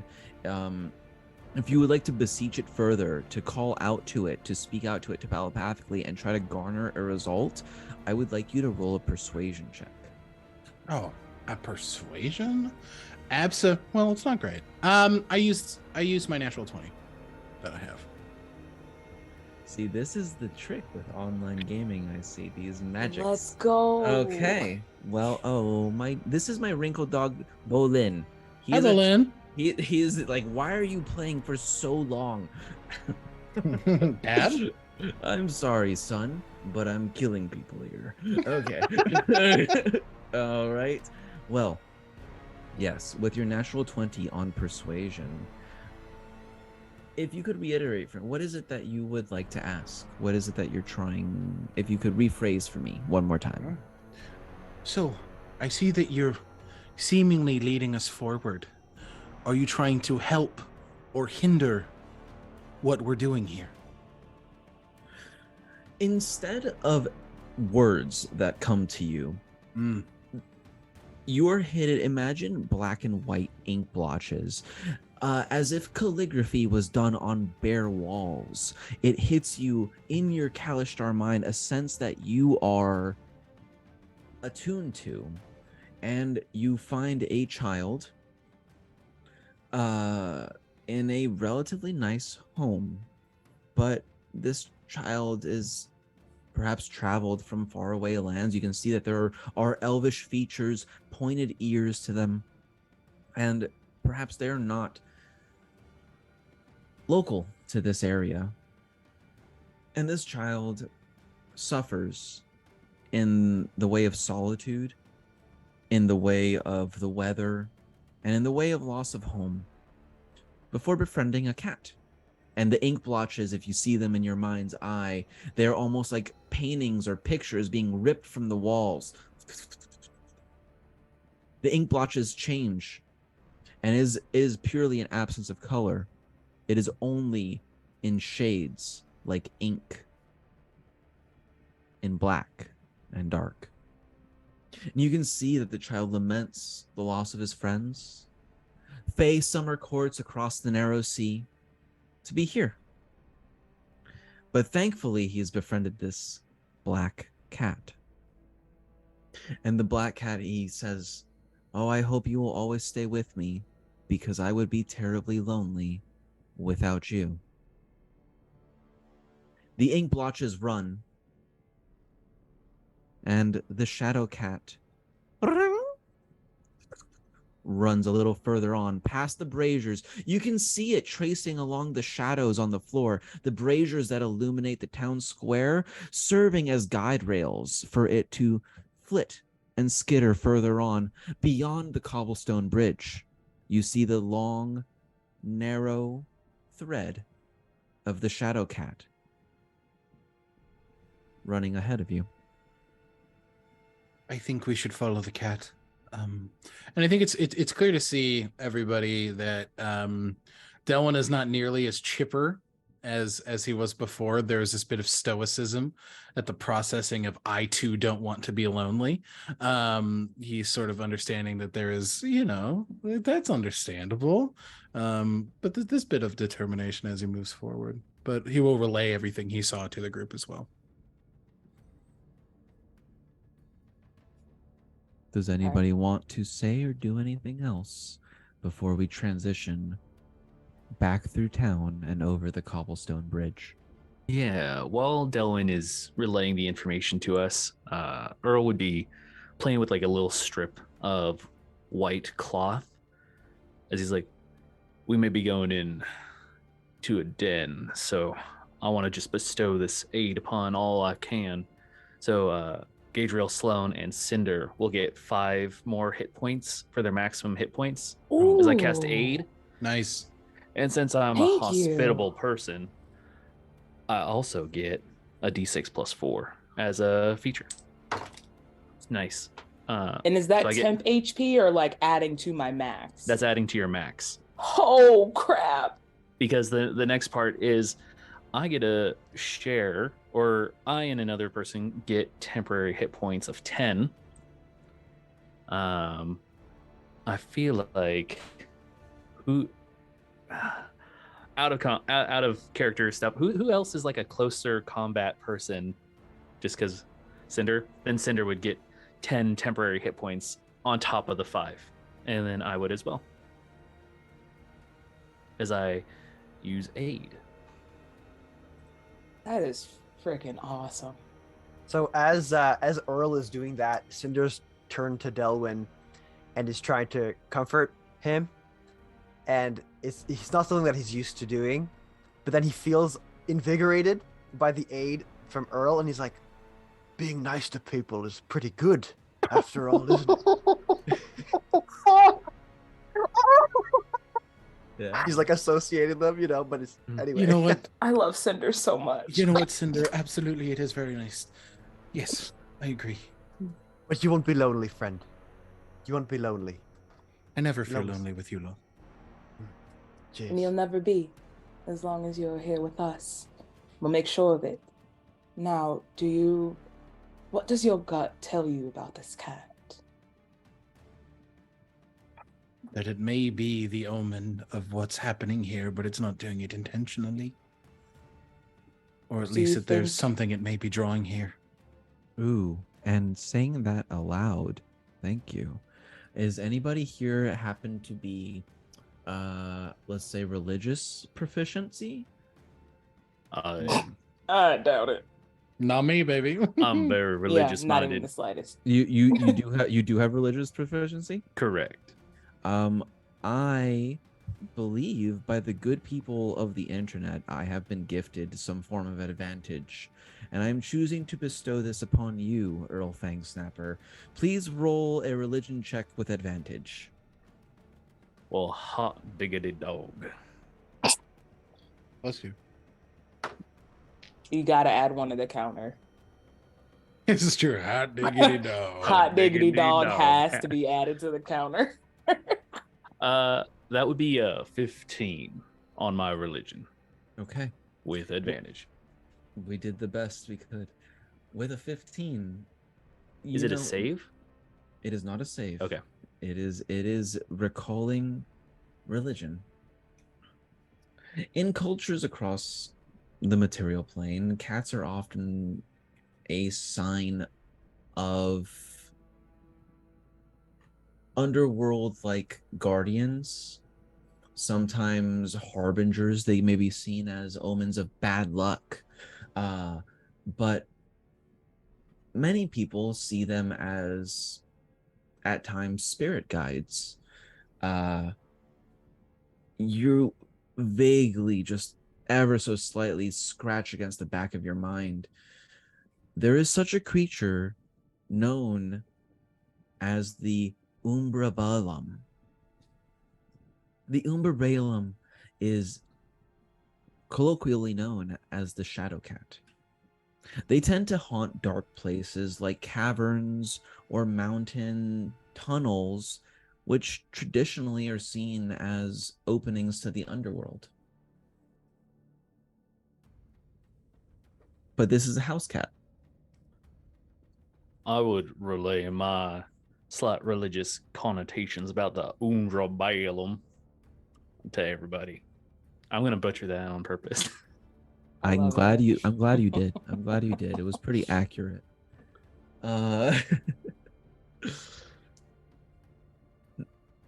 Anything else, my friends? I Well, think we just move forward and do so carefully. we won't lose the cat. That I promise. This time I start in the beginning, walking with my lit leaf. My lit leaf. That's what they call it these days. Hey-o. Literally. Anyway, yes. In about a 20-minute walk, cresting through the Char Alley, over the cobblestone bridge, through the old lane, and hanging a left. In due time, it's not terribly hard to miss. This piece of land is allotted more land than the others, and there isn't necessarily a iron wrought gate or fence that's barring your entry, but more like 2 posts with a single banner across the top. It very simply reads, Summer Goldfields. It is plainly demarcated, with nothing barring your way from passing through the threshold. In the distance of about 120 feet, you can see a two-story home, lightly faded. At one time, perhaps had very beautiful, pristine coat of blue paint. Now faded. The house is lit, and there are lights inside, though you would have to investigate further. You notice, additionally, that there is a carriage parked near the awning or extension of a balcony on the second-story floor. That is in plain sight to see and requires no special checks. What would you like to do, my dear hunters?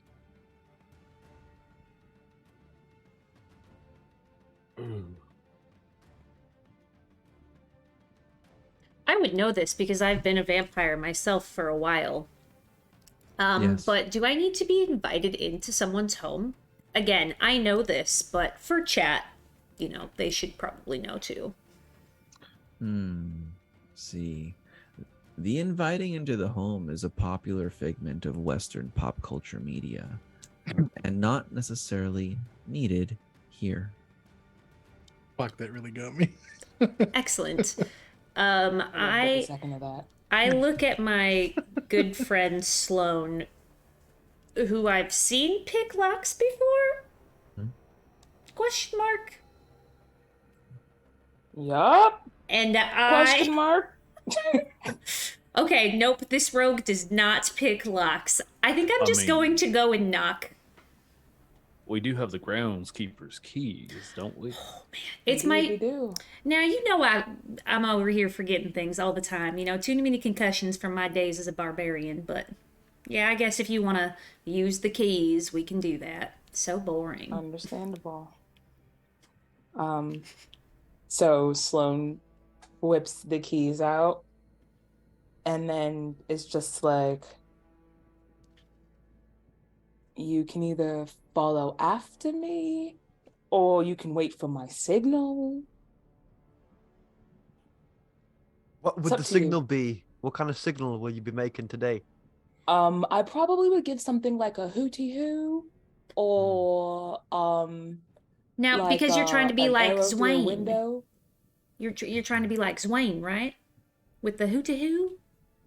Because he was an Alwyn? I think that would Yeah, rock if you did that. we will say that actually. Or I keep forgetting I have this. Sloane goes 1 second and she dips into the shadows and steps out as Oscar. And she's going to use shape changing. Oh shit! Part of her Gloomstalker magic. Whoa! What do you think? It might be a little easier to get back into the house if I look just like him. Sloane, I What think do you you think? look like a And she's, lying like, son of a spitting bitch. I love it. Perfect. I think you're too chipper. You need to be a little bit more of a grouch. Fuck you guys. There you go. I almost believed it. Damn. I'll try. I just won't say much. Okay, so Or just to review the plan of action here, are you, Sloane, going to walk in through the front door disguised as Oscar with the keys? Is that what I'm interpreting? Is that correct? yes. Okay, I like it. In this time, I will wild shape and activate my starry form. What does that mean? So I'm a star druid. As a bonus action, you can spend a use of your wild shape feature to take on a starry form, and I'm going to take on that of the archer. Just to be ready, just in case. So with a bonus action, I can deal 2d8 plus 5 radiant damage. That's pretty cool. So you guys see as Delwyn becomes just this starry entity, he is made up of entirely constellation, and his arm has been split at the end to mimic a bow. Not his arm split, but the stars split to look like a bow. That's Damn. so metal. I always forget you can do that. Now I think I'm very excited. I'm just gonna stand here and look pretty with these two while you two kind of take point. I think. Does that sound okay? You hear my hoot, you know to charge. Okay, so so I'm conceptually aware, it's gonna be Sloan. Sloan, are you going in all on your own? Yeah. Delwyn, are you perched outside somewhere? I'm in perched particular? outside. Yep. Okay. Yep. Indeed. The rest of you, are you within the property line, or are you trying to be stealthy outside the house? What are the rest of my deer hunters up to? I think I'd mosey. Just mosey on slowly towards the front door. Yeah, Cinder's walking beside him, just Okay. looking but- around, enjoying the sights. Well, Okay. look at what they did over there. I like that that Sure. fountain. I think it's spurting out As blood. Or maybe far the water's just as- rusty. As far as spatial awareness goes, how are you guys right behind Sloan or keeping a distance behind them? Keeping a distance, I would think. I would Oh, try let's to go keep through. us to bushes. Like these two might try to be doing some funny business, but I'm going to attempt to keep us hidden because Sloan had a really good fucking plan. Whether they Okay. stick to the bushes is up to them. We certainly will see. I will give you guys about 20 to 25 feet of breath behind. If you decide that you would like to be closer, you certainly may be closer. But I'm going to give you guys 25 feet of slack to begin with as we begin. Sloan, wearing Oscar's form, you stride right up to the door. Insert the iron key. Turn the lock. And hear the click inside. You can turn the handle now. Okay. Sloane's going to turn the handle and push the door open. Okay. Walk inside.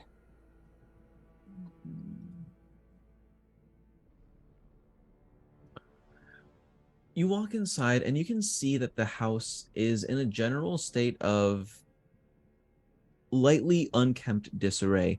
More dust and as if the house has not been properly attended to in its size. You catch sight of a gentleman in a black twin tail formal dress wear, some form of noble or perhaps upper class, in the way of dress attire, though you notice their cravat and the style of their clothing signifies to you that they may be perhaps a house person or head steward. They call out to you, Oscar, how was the hunt? Have you Meh. garnered any practice, I hope? Bad. Well, come now. Surely you were able to at least take one of the new arrivals that I've heard have come in today. Hard. Mm. Try harder. Next time. Did they elude you? Did you wound them? Did you give away our identity? Boom. Okay. Two things are going to happen. The first thing I would like you to do, I know your perception is already 20. It's uber high. So I'm going to give you a very low perception check DC. Simple 13 as you kind of glance around the room to glean any additional information. And then I'm going to have you roll a separate deception check. Okay. So that was a natural 13 on the die for a 23 in perception. And then you said stealth? I would like you to do a separate there was a perception check and then a separate deception check, playing off as Oscar, because Gotcha. you are wearing their form. If you're not proficient in it, I would grant you advantage on the roll. I am proficient in deception. Okay, go ahead Uh, and tell me what you got. sorry, so that's 23 on perception and another 23 on deception. So Sloan, evidently you're in luck, because it turns out Oscar is a goddamn grouch. He has the bedside demeanor of a cactus and a what is the Grinch described as? Has got the disposition of a cactus and some other. Doesn't matter. Pop culture is that not my super. Anyway, it doesn't matter. The point is, it's a stellar deception check. As you scan the room, you see a couple of ink blotch scrolls that are kind of preserved in glass that are squeezed taut, screwed tightly, and they depict a family. They appear to be elvish, judging from their complexions of summer court lands, olive skin and golden hair. And you take stock that there are many photos of a young boy, probably about 8 or 9 years of age. The ears lightly pointed and not full length to display their heritage quite yet. They'll grow into them.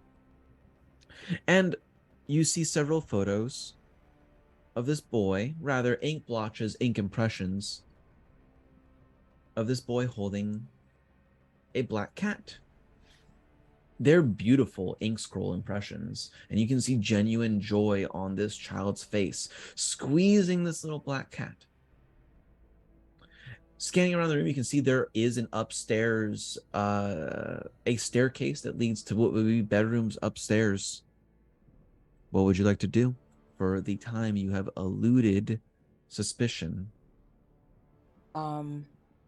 So first, I want to go back to the front door, rip a piece of my tunic off and stick it in the hole so the door won't latch and close and won't lock. So they'll be able to come in through the front door. Then I'm going to go up. I want to look at that picture. Now, I hunters marked that cat out there. Yes. Do I recognize that cat from the picture as the cat that's been running around outside? You do. Perfect. I think Sloan thinks about going back out and it's like, there's more here. I can still call out from upstairs. And she starts to make her way up the stairs. Okay. As you begin to make your way up the stairs, he goes, "Did you forget something upstairs, Oscar?" Yes. None of your concern. Ooh, interesting choice. I would like you to make a second persuasion check. This is a little skill challenge getting you through this room. Make a Okay. second persuasion check. I'm looking for best 2 of 3. You've already cleared 1. You can also make intimidation if it suits you better. I'm gonna go ahead and use my reroll. Thanks, chat. Thanks, Chad. Much better. Okay, that's a... Yeah, let's do intimidation. That'll make that a dirty 20. A dirty 20. As you say none of your concern, there is a definite sneer that crosses the house steward's face, and you can gather that this is probably the headmaster steward, the hired help that runs the rest of the hired help. Mm-hmm. There's a sneer that crosses his face. You do succeed on the DC. It goes, "Remember your betters, fresh blood. Remember it was I that showed you how much power and warmth there is to be gained in our newfound status. and be quick about it. The house lady and lord are still mourning at vigil, praying away. Try not to disturb the sun. Hopefully he wastes away sometime soon and dismisses you so that you may better head upstairs. I think Sloane, like, in her head is like, so it's not the father that's directly behind this, it's the headmaster. Interesting. It's always the butler. It's always the damn butler. Yeah, and she is going to start making her way up the steps as quietly as she can. So at this point, I would say a couple minutes have gone by. That a brief conversation, at least 2 minutes. Realistically, that's probably how conversations work. The rest of you that are outside, how do you handle 2 minutes of Sloane going in and not hearing anything? How are you guys feeling? At least tell me how you're feeling. Did Cinder and Earl stay in a bush with me? Let's find out. How nice is the landscaping by this bush? They do a pretty good job. They do a pretty good job here. Oscar was worth his money. So Cinder was perhaps convinced, unless Earl is able to convince him to join him looking at something cool in the garden. I mean, Earl was more than happy to just slowly walk and notice the topiary as they slowly approach the door and comment on, wow, every blade of grass is perfectly aligned. Because I still have to speak to this small summer child about something. I'm just nonchalantly, wow, look at that. It made that one look like a bat. That's not weird at all. I am just talking to anyone who will listen about that time when me and Dwarf the Rock Johnson were wrestling in a little pit when we had a crowd going for quite some time, and it was really fun. And actually, I think that you two could make real good wrestlers. I could tell your stories for years to come. Now, if you want to sign up, I would love to get you involved, and I could be your promoter. I think it'd be a real great time. I love that. Okay, no takers. We just want Wow. to look at the Wrestlers took me topiary. out. Just crickets. It was such an incredible thing that Earl was like, yeah, no, the blades of grass all look really good. That was more interesting. That was more appealing, was the arraignment of shrubbery.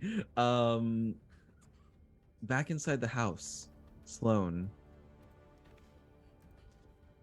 you have Hunter's Mark on the Shadow Cat, the Umbra Balaam. It takes no amount of special skill, of which you have multitudes, but you can sense the Shadow Cat beyond the door at the far end of the hall.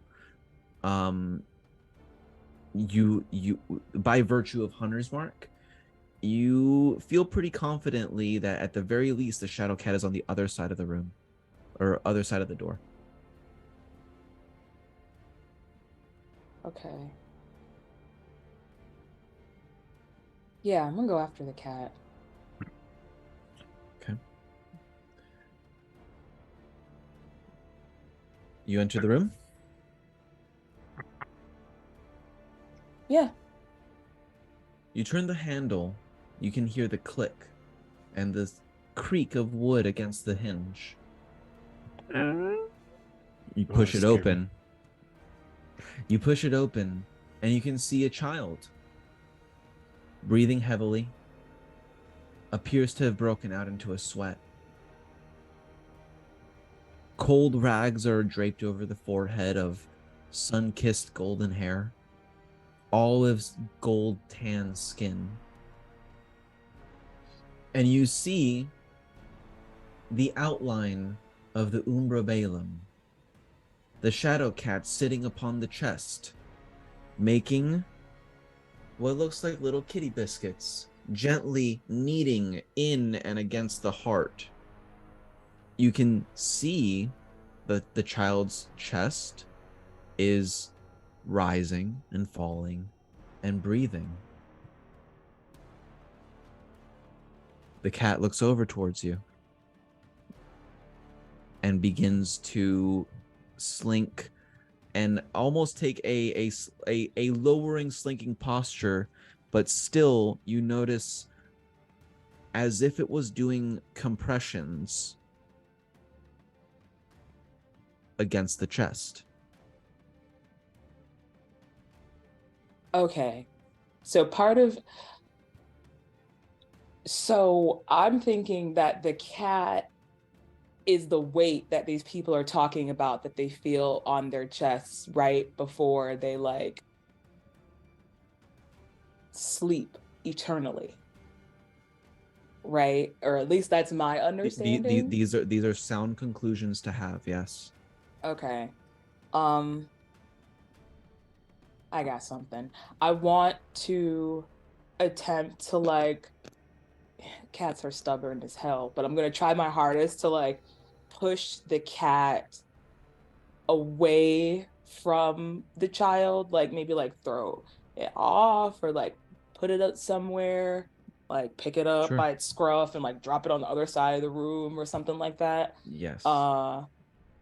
And like put it over there, and then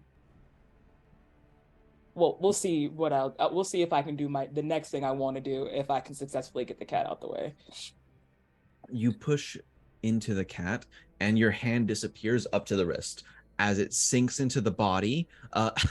Everybody's eyebrows went up. I was like, wait, what? The hand sinks into the body and immediately shadows wrap. It's not an aggressive attack, but as you press into it, as if dispersing mist or a cloud, the wisps of shadow coil against your wrist, and for a moment you see now what I believe Delwyn had seen earlier in visions of black and white in ink blotches. As your hand sinks into the cat, you see a beautiful black and white fluffy cat providing companionship and love and affection to a child who feels alone. The cat is loved in the house and is also a bit of an outside cat. And you can see that on occasion it will flit around and go to the edges of the property. One day, draws near to the edge of the Stygian River. You can see that the cat drinks from the water, and as the ink begins to run in the dream, you can see that the cat begins to grow sick, as if something in the water had been contaminated or infected, or perhaps a point of disease. The cat comes back home, and so desperately does the boy wish that the cat would remain and stay, for it will be his only friend. When the cat expires, the Umbra Balaam is born, sworn to his charge. The Umbra Balaam begins dancing amongst the shadows and sapping the life force of those who hold magic power within them. It's through this way, in a form of energy vampirism, that the house staff begin to get sick. But the cat, the Umbra Balaam, it must persist, and its oaths will not be broken. It will stay here, and it will continue to keep this boy alive, and it will sap the souls of everyone in this town, if that's what it takes. You pull back the cat, apparating into coils of smoke, and it wreathes around your wrist. You can see it kind of dissipate as if dry ice across the body of the child. What would you do? You said dry ice across the body of the kid. Uh, As if like a dispersal of smoke. okay. So I am going to attempt to wrap the kid up, Mm-hmm. like pick him up in my arms, and from back behind Sloane, she's going to pull out a rope, and she's going to snap the rope up into the air, and it's going to go up and turn taut. I'm going to use rope trick. Nice. I'm going to drop the child in this pocket dimension of space for a little bit, take it with me, attempt to shoot an arrow after that out the window to alert my friends. I will not make you roll for it. You are a level 10 ranger assassin. You can very easily shoot an arrow out through the window. Are you just firing out into the darkness? I'm firing out in the direction that I know that they are. So it'll land right before them. They know my arrows. Yeah, okay. For low-key shits and giggles, what is your spell save DC? My spell save DC for the rope trick? There is none. No, not for rope trick, just your ranger spell save DC. Oh, just in general? 14. Yeah. 14. My dear friends that are standing outside, if you could please make a DC 14 dexterity saving throw as an arrow comes shooting out in your direction through the window. Oh, I'm so sorry, y'all. 16. I got a 9. Do you have a reroll? Good. It's okay, BB. I don't have a reroll. You I got 7. So, well, who got lower? My dear friend, Earl Fangsnapper. You take an arrow to the chest. Oh, no. If you just want to roll just plain weapon damage dice, you don't have to add any kill them modifiers. No, it's sneak attack for sure. Oh Dead. No.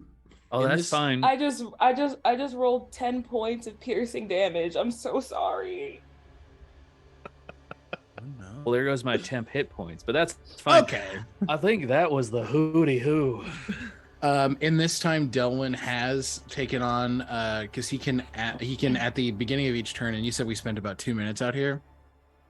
Been a couple minutes at this point, probably closer to 5, but yeah. Okay, he will have taken on the starry form of the dragon. So the bow, the constellation shifts to his back as it is just 2 large draconic wings made of constellations, and he has been flying up and up. So he is now at that window level. And he sort of looks at Sloane. Well, come on. Okay, you fire through the arrow shatters through the glass. Can rope trick be moved with you? Let me double check, but I think as long as I have the rope, I can open it. Yep. Space pulled into the space. Not as many as 8. They pulled into space. They can't cross through. Yeah. I always sort of pictured it as like a wormhole, like a stationary wormhole. But if we collectively interpret it as it can be moved, today I learned something, and thank you. I could absolutely also be wrong. Like, please tell me no, and I can find something else. That's okay. Hangs. Yeah, because it doesn't perpendicular say down. anything in relation to it being moved at all. I'm not positive that it can be moved. I don't see that it can be, but you fire through the arrow, you have the child hoisted upon you. You would also be a level 10 warrior in a high fantasy setting and would know the intricacies of your magic tricks. So if that being the case, you don't want to use rope trick and try something else, I will give this to you. I as a fae, I have it's Misty Step. I don't think I can bring anybody with me in Misty Step, right? No, you can't. Yeah, that's what I thought. Okay. Shoot. All right, that's fine. Uh, I'm just gonna grab them and try to run out then, if that's the Excellent. case. Excellent. You grab the child and barrel out from the bedroom window. It is a second story floor. If you want to make me a DC 10 dexterity saving throw, jumping the child off, it'll be Delwyn nice and- is up there. Can you assist? Are you trying? Tell me how you would assist. If she jumps out, he will offer to catch and float them down. I will I- allow this. I don't think I would need it. I Okay. rolled a natural 19 and my modifier for dexterity saving throws is a +8. He I goes to think help that and might Sloan be is okay. fine. Sloan is an action hero. Oh yeah.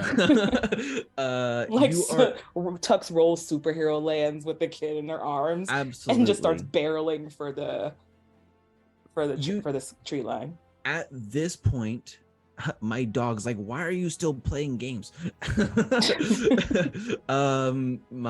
At this point, what I would love as we move into an accelerated pace here, Sloan, you barrel out of the window, child in hand. Everyone who has been waiting for the hoot hoots, if there was ever a hoot hoots moment, this is, for all intents and purposes, initiative. As you hear a large, loud, panther-like roar emanating from the bedroom once you break the child out and escape with him. You hear not a house cat, you hear a predator's roar. You can roll initiative and drop your results in the chat. Okay. Ooh. 21. That's going to be a dirty 20 for me. Pretty good. At the opposite of that 21, No. a 12. I mean, that's not bad. Well, not terrible. Yeah. Who needs to go in initiative when you got fucking Wonder Woman over there? True. Yeah. Yeah. Absolutely. 47 points of damage, am I right? Rogues, man. Man, rogues be rogan. Rogues be Rogan. Well, good friends, I rolled a total of 21 for the Umbra Balaam. Oh. So that brings me tied with Delwyn. Delwyn, what is your dexterity modifier? 2. Nothing great. It's Good. a cat. Now it's my turn to go first. Hi, baby. No. Oh God, I'm up there too. Sloan, you barrel out from the room. 3-point superhero landing. Delwyn, you're floating. You're like, I guess Sloan didn't need my help after all. Breaking through the glass window, a 10-foot velvety black skin panther-like jaguar. Its form ripples with the muscle and power that belays its form underneath the fur. If there were shadows that were so dark that they may never hold reflection, that is the form that you hold before you. There are patches of singed pot marks against its fur, emulating slight iconography of the gold-handled braziers in Char Alley.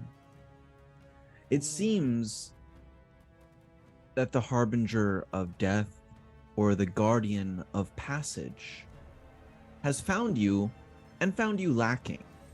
As Sloan barrels out from the window, the panther, the Umbra Balaam, breaks through. Two shadowy tendrils of claws smoke like silver mist rippling off its razor-like talons, pounce for you, trying to make an airborne tackle as you are so beautifully floating. Do Do it to him. these Don't I have like a billion rolls? I'll take someone out right now. Kill me. Do it. And I quote from our Zoom chat, I don't need those advantages. I don't need him. You know what? Smiley face with the sunglasses. You know what? I am a man of my word. I won't use them. I'll whip your asses the old-fashioned way. Oh, excuse me. The first attack with a +9 to hit is a 19 + 9. Delwyn, Yikes. when the Umber Balaam assaults a creature that has not gone yet in initiative, the Umber Balaam may use its bonus action to steal their breath and spirit. Go for it, dog. The target takes psychic damage equal to its combat rating. I am level, which is- unfortunately immune to psychic damage as a Kalistar. Good. The additional psychic damage won't hurt so bad. That's great. I'm only resistant, not immune. Not resistant. okay. All right. Good to know. So I'll take half damage. You will be taking 7 points of slashing damage. Okay. To begin with. Yep. It will be. Let's see. Sorry. 10 points of slashing damage. Okay. The psychic damage would have come out to a total of 20 points of psychic damage, reduced so 10 to 10 psychic damage. Cool. Correct. Holy crap. All right. That's just 20 hit points off the bat. We love that, gamers. Okay. Now, if you could please make a Constitution saving throw for me. The Oh, yeah. DC is 17. Natural 20 plus Let's go. 4. As the 24. Umber Balaam connects against your body and you feel the fangs, the teeth sink into you, it hurts. And you can absolutely feel your spell slots, your mana, your life force bestowed upon you by the divine patrons of this world begin to leach from the wounds in your body before you find the stillness of mind to hold on to your power. You felt it begin to leach from the wounds. But no, you persevere and hang on to whatever spell slots you may have just almost lost. Okay. That is its first attack. And with the kitty jumping, some beautiful feline creatures in this game have when you move 20 feet and hit somebody, they're knocked prone as you drop into a kerfuffle, a struggle. The cat scratching out against you to make its second and last attack before handing it off to the rest of the party. Okay. I did roll for my Cosmic Omen. I rolled Woe, so I'm going to use a D6 and subtract that from this roll, this attack roll. And that is 4, -4. Okay. Well, it was a total of 15, so it definitely misses. You bring your hands up and stave off the slashing and biting of claws, having landed on essentially knocked prone near where Sloane has landed. Now, this will go to the rest of the party in initiative. Because the Umbra Balaam was at the top, I'm giving you guys tandem initiative, and you guys can do whatever cooperative teamwork you would like to in this round. Creatures of particular status may have legendary actions. Have fun. What would you like to do next? Sloane turns to everyone else and goes, cover me just this moment. I'm going to take care and make sure the child is safe. I'll be back to join you in battle. And then that's when she's going to pull out her rope and do rope trick. Nice. While they're out on the battlefield stationary. So yeah, she's going to put the kid up in the rope trick. The child would be able to see out of it a 3x5 foot window centered on it, but it can't be, nothing can pass through it at all. Like no magical effects, nobody can get into it if I don't let them. Like the kid's absolutely safe up there. Good. Great. Good job. And then when I come back down, pull out my bow. Drop the shape changer, the disguise self, turn back into my old self, pull out my bow, and dip into the shadows. Nice. I will use my bonus action to switch from dragon to archer again.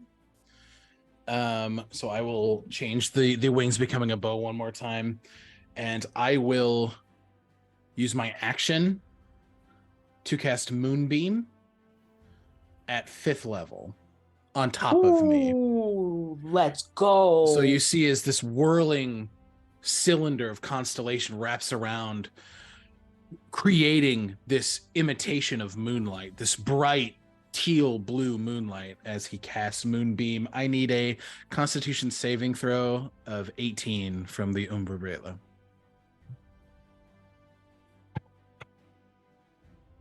That is a 4 + 7. That is an 11. That would be a failure. All right, so you're going to take 5d10 radiant damage. Tell me. Tell me how much it is. Tell me.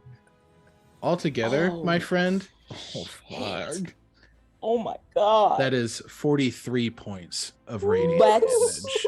go. And I'm going to use my bonus action. Or no, I didn't. I used my bonus action to switch. So just the 43 points of radiant damage. Now, here's the question that I have. He will take it as well. He will take it as well. Yep. Okay. I will see if I can pass this con check. Well, that flew out of here.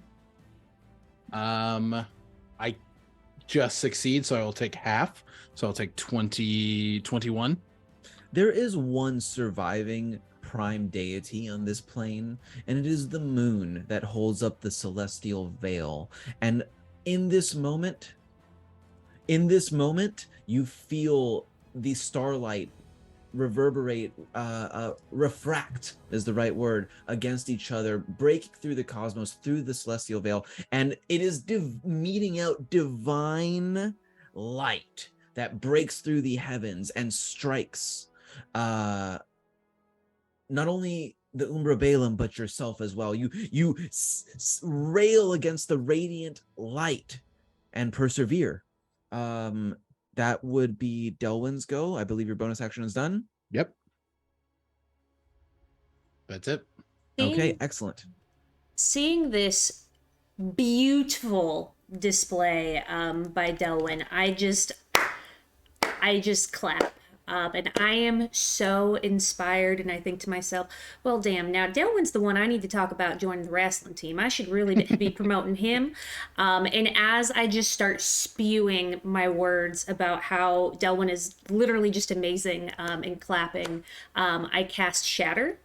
But Let's go. I cast it in a way so it's behind the cat, Just above it. Yeah. and not in a way that's going to touch Delwyn.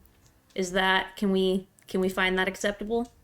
You are casting Shatter in a way that won't harm Delwyn. Yes. That is the attempt. Mm-hmm. If I'm not mistaken, you can place Shatter, right? You can It's a place Shatter. 10-foot Yeah. radius spear centered on a point that I make, and I care about this man. I want to be his wrestling promoter, you know?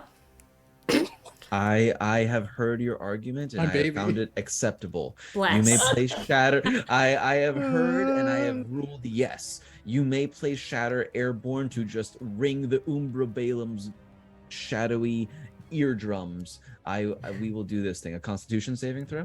Yes, it's going to be 16. A 16. I have a +7. Ooh, 7 + 7 is 14. That is a failure as well. Okay, so then you hear the biggest ringing noise, and this little kitty cat takes 23 points of damage. Ooh. Ooh. Good. Does it matter if it's thunder damage? Is it afraid of thunderstorms? I am. It does not have an additional negative effect thanks to the thunder damage, but you do rattle its eardrums quite well. That is your action. Was there anything else you would be liking to do? No, I'm literally just staring in awe of Delwyn. Like, look, I love my friends Earl and I love my Cinder, but Delwyn, He's been right in front of me this whole time. That's it. Sloane comes down from out of the rope and like looks over to Cinder and Earl and is just like, if you two want to do something, please be my guest, because I'm pretty sure that if I'm the one that lays arrows into him, it'll probably be the last thing that he sees. Oh, don't Please. worry. And then I'm just gonna look at this Umbra Balaam and go, "Come here, kitty, kitty." As as I use a bonus action, and well, I'm gonna be pulling out my shield, and on the back of my shield is a piece of parchment written with some holy text that allows me as a bonus action to cast Shield of Faith on any creature within range. I'm gonna choose myself for this purpose. Okay. AC is up by 2, and I just barrel in to the Umbra Balaam Okay, and make 2 attack rolls. please do. Okay. No crits. That's fine. Lowest roll was a 19, or actually with the attack, 28 and 24, respectively, to hit.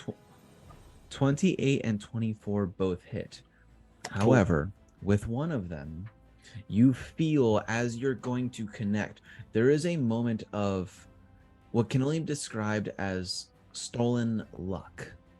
As a reaction, the Umbra Balaam may attempt to steal some luck by rolling a d6, and the result of a 5 or 6, the result is replaced with a 1. One of these strikes fails to land as you just whiff through shadow. You flip your grip and find purchase instead with the second strike. Please go ahead and resolve damage. Well, that's great, because I was also going to burn a 3rd level spell slot for my Channel Divinity. Saucy.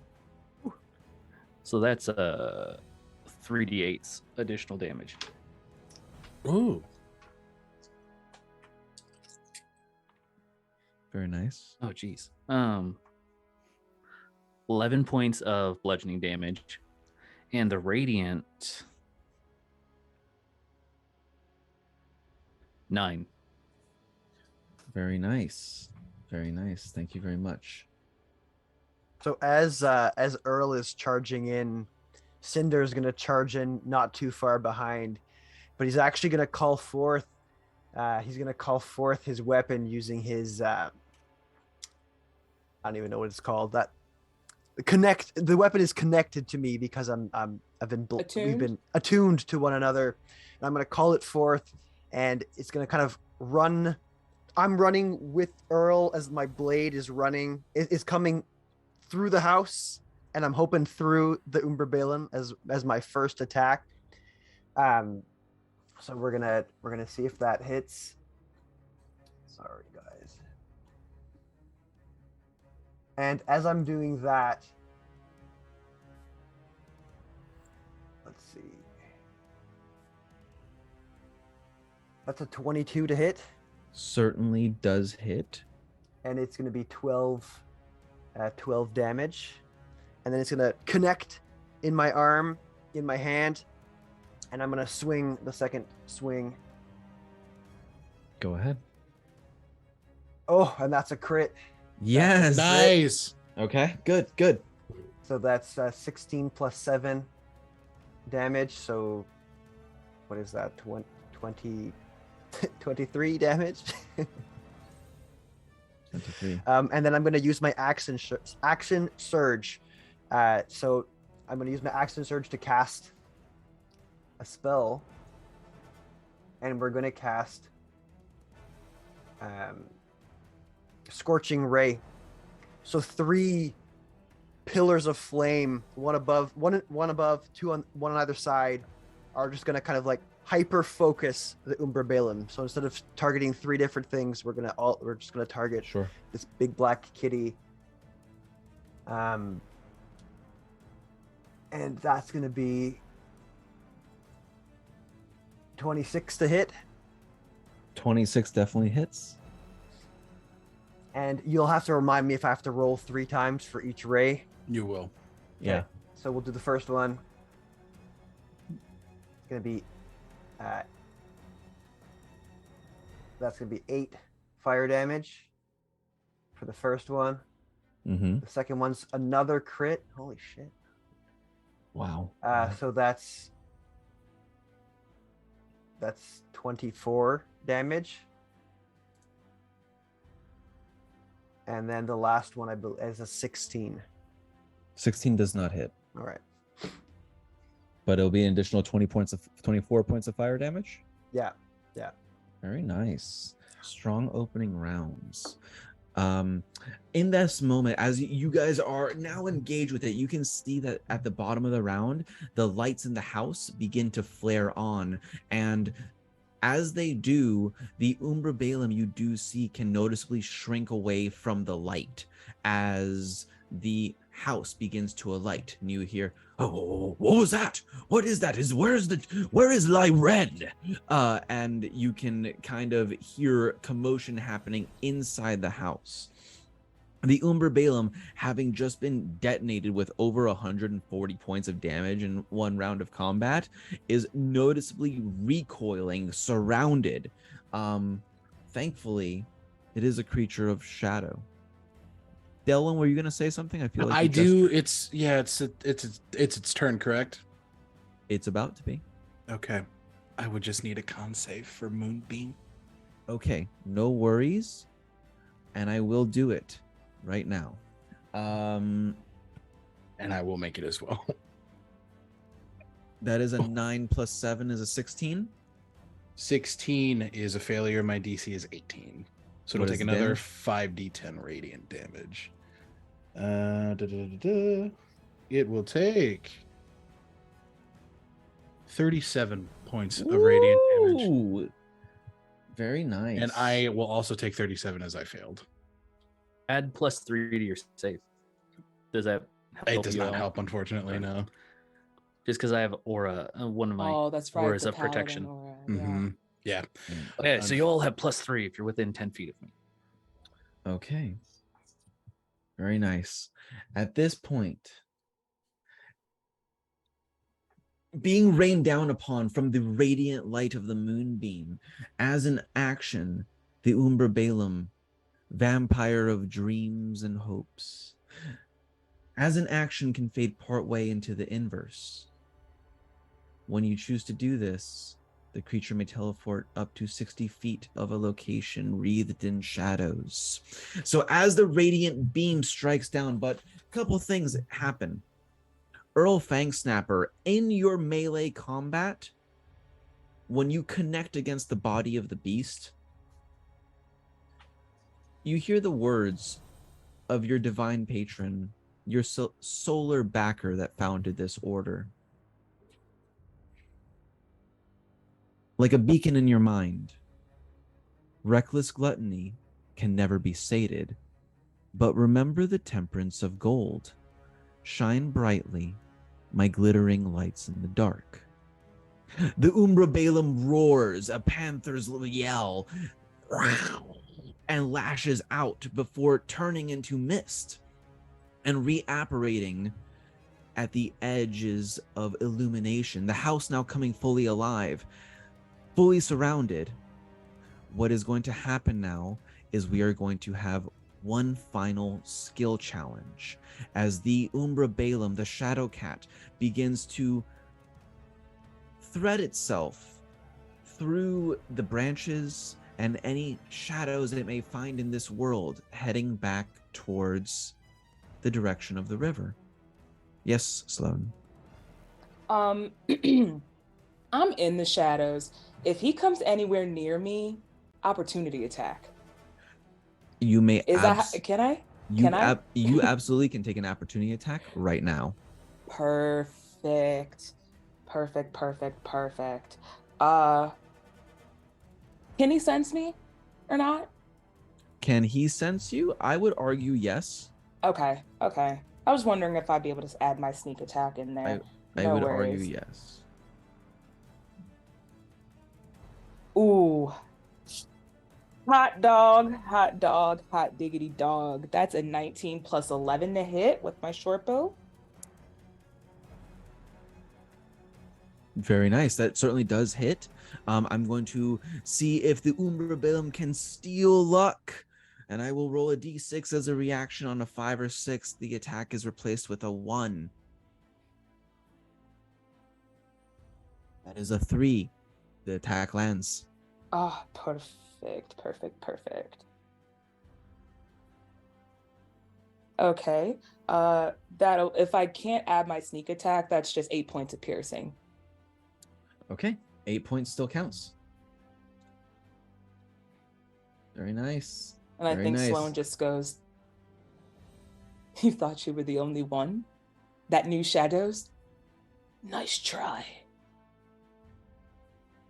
Very nice. Very nice. From here you are, my friend.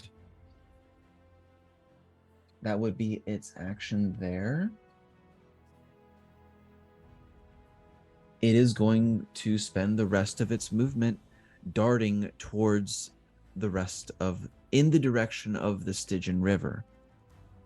Now, this would shift to the party initiative.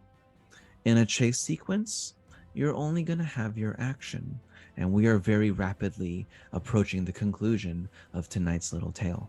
So there will be 3 skill challenges here as you break out at breakneck speed, chasing the Umbra Balaam that danced along the shadows. You, its equal in the shadows, and the rest of you following behind Sloan. You have your full initiatives, but only your actions. I forgot to add my hunter's mark onto that hit as well of 8 points. Because I also have him hunter's mark. So I just shout, "Follow me," and start darting because I can't lose him in my terrain. That's another 8 points of piercing. There's another point of bludgeoning damage on top of the 8 points of piercing. So 16 in total. Perfect. You can hear as you guys break away from the house, you can hear the sound of whistles as like an alarm is signaled that there has been magic damage, structural damage to the house, and now the young master is missing. Where is the young master at this point? Young master is still in my rope trick. Okay. That's a child, right? The young Yes, master is a child? yes. Okay, yeah. He's still in my rope trick. Lyran Summergold, yes. All right. Are you leaving him in? Yeah, it hangs up for an hour. We can handle this in an hour and come back. No biggies. Okay. I would like anybody who is, if you would like to do something in place of this skill check, let me know and we will substitute it in. But the baseline skill check is just a DC 14 skill challenge that would be athletics. If you would prefer to use acrobatics and jump through tree branches or parkour through the city, this will also work. But I'm looking for a total of 3 skill checks from the group, and I will be looking for cumulative successes as we get to the end here. I would like, if I may, to create another lit leaf, but this time I would like to use the daylight spell. So it is a 60-foot radius sphere of light, and I would like to fly over the top of this cat, so it is in perpetual sunlight. Okay. As it is in perpetual sunlight, you find that it cannot hide amongst the shadows, and it is the full form of the Umbra Balaam in its large elemental capacity. It is a 10-foot panthera that is crashing through the brush, now unable to slink through by aid of shadows, but all the same, a powerful creature. Gravely wounded now, you can see that there are spills of ink trailing behind it, and it is well bloodied at this point. I will use my action to summon Draconic Spirit 60 feet ahead of me to take the form of a sapphire dragon for radiant damage, as it will fly another 60 feet and use its breath weapon as it's being lit up by Gadriel and chased by Sloane, this large dragon just barrels down. It's made of complete constellation. So I would need just a Dex saving throw, DC 18 from it. That's a total of 9. All right. So you are gonna take.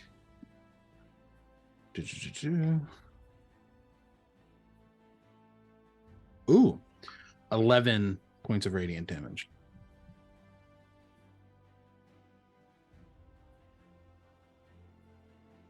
All right. Very good. It is traversing beleagueredly, but traversing all the same.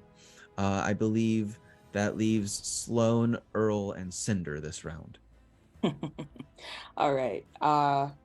Sloane stops dead in her tracks when she sees Delwyn just light them up one more time with their moonbeam, and they're just like, perfect shot, and pulls out their bow, and we're going to take 2 of my attacks. I forgot that with my Dread Ambusher, that gives me another one, so it's 3. Yes, I'm going to use Dread Ambusher as well. He's also engaged in combat, so can I stack my sneak on top of that? I As will well, say too. yes. I will say Awesome. Okay. Let's see. First hit. Natural 1. Nothing to do. Hot diggity damn. Second one. That is a 29 to 29 to hit yes. on the Certainly second hits. one. Certainly hits. And that is a 26 to hit on that third one. Please resolve your damage. It certainly does hit. Will do. Cinder and Earl, what would you guys like to do? Well, I would say we can't be out of this fight. Let's go. Cinder add bonus action. I will increase Cinder and I's movement speed by 10 feet. Mm-hmm. And I'm gonna, you said it's like 60 feet away from us? Yes. So I'm just gonna run and use my action to get in front of this thing and just make sure I'm right in its path. You absolutely square up against the Panthera. Are you taking attacks? I can't. Oh, okay, Because got I it. use my action to get in front of it. Oh, okay, you're physically standing in front of it? Okay, got Yeah. it. No worries. No worries. Understood. Cinder? Yeah, Cinder. So Cinder's gonna. I'm not too sure how far this thing is, but I'm gonna move my full movement, and then use my bonus action to cast Misty Step to appear beside Earl, and then swing at it twice. Sure. Make your attack rolls. That's 31 points of damage for Sloane. Okay. Very nice. So Well done. The first attack roll is 25 Hits. to hit, and we're looking at 8 fire damage. Okay. And then the second one, the 26 to hit. And so we're looking at, that was 9 fire damage. Nine. That crests over to 255 hit points. So, Cinder, paint me a word picture. What are you waiting for? Yeah, so Earl is there with his shield, and then out of the shadow, out of the mist, the smoke, Cinder appears already with his blade swinging up. And then he connects with the face of the Panthera and then says a haiku that Sloane taught him that late night when they were out drinking too late, and brings it down. And the haiku is, "Burn bright, my fire. You are all that remains. Be my memory." And he just... With that incendiary strike, you cleave the shadow in twain. The head separates from the body, as at this point, I believe, when hunting vampires, we've all gleaned is one of the most important things you can do. The strike cleaves the shadows, and you do hear a whimper as the shadows dissipate and slide. The adrenaline washes over you, and the cool night air, now in its final shade, kisses your skin. You feel fairly confident that you've apprehended the right culprit. It seems that all signs point in the right direction, that perhaps this cat was afflicted with a disease and in promise to its owner deigned to persist, siphoning the life force of the rest of the wait staff, the groundskeeper, the head steward, the cobbler, keeping within those degrees of separation. Interestingly, when you head back to the house of the Summer Gold Estate, Basim, the head steward, is nowhere to be found. Lyron Summergold is still in the pocket window due to how perspective works in 3-dimensional and 2-dimensional spaces. It just took a small step over to the right to be able to see him, but from where the angle was basically indistinguishable in the fabric of time-space reality, because this is high fantasy. You take a moment to drink in a job well done, but there's something that tickles at your mind. Just a little.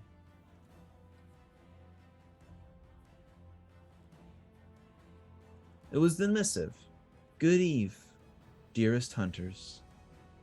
We have received notice of unauthorized feeding activity in the town of Keeper's Hollow.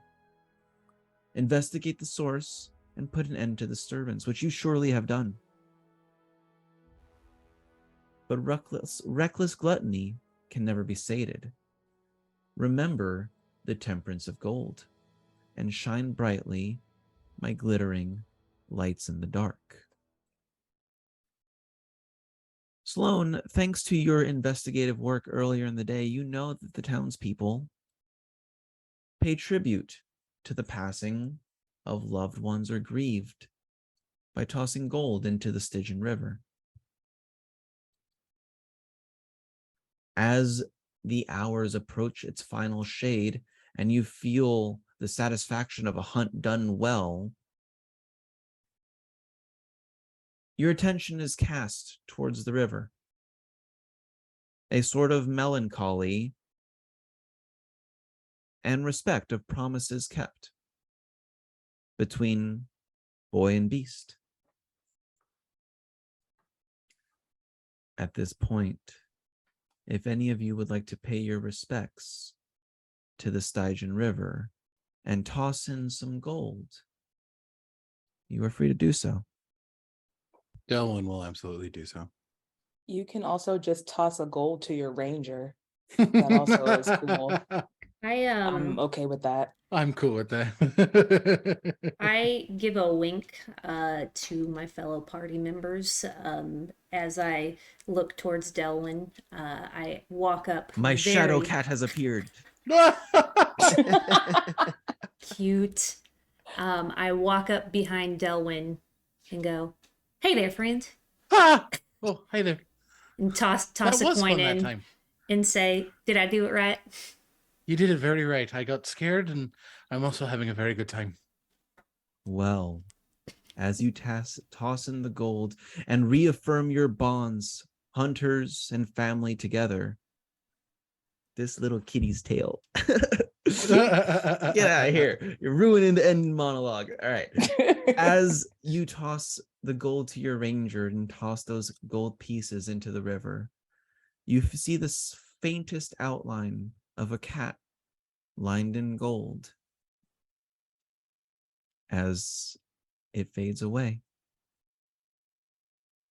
The gold, it turns out in the subsequent weeks, has a restorative property to these waters, a purifying ability. It so happens that the lords of the Summer Gold home saw fit to dispose of refuse improperly, thereby contaminating the water supply.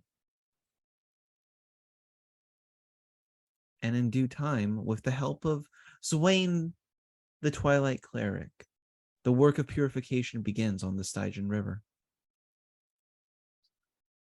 For more of Keeper's Hollow, we would have to come back, for that's the end of tonight's story. And my dear hunters, congratulations on your hunt. Wonderfully Jojo, done. that was so much fun. Oh So my good. gosh. 10 out of 10. A few Everyone's playing notes, some but that's incredible just because I characters. had to write them down. Delightful. Oh, how was that? Did you guys have fun? Everyone So much okay? fun. That Oh was yeah. so much fun. I had a blast. Thank you so Yes. much. Well, Thank friends who you. had fun, let us go around in a circle and tell everyone who we are and where they can find us. Let's start with James. Well, I'm James, and you can find me at Gravity Fail on Twitter and Instagram and whatever's.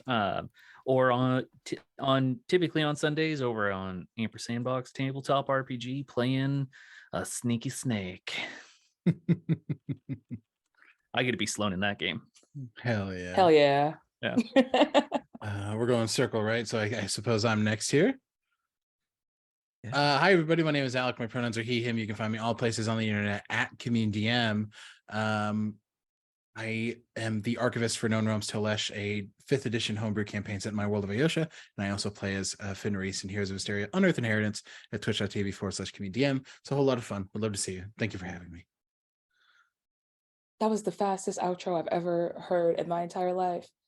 Hi, everyone. I'm Sam. That's Sam with 2 M's. You can find me on Twitter at Lust for Life X, LUSTTFORLIFEEX. That is where you can stay up to date with all of the fun stuff that I am consistently always doing.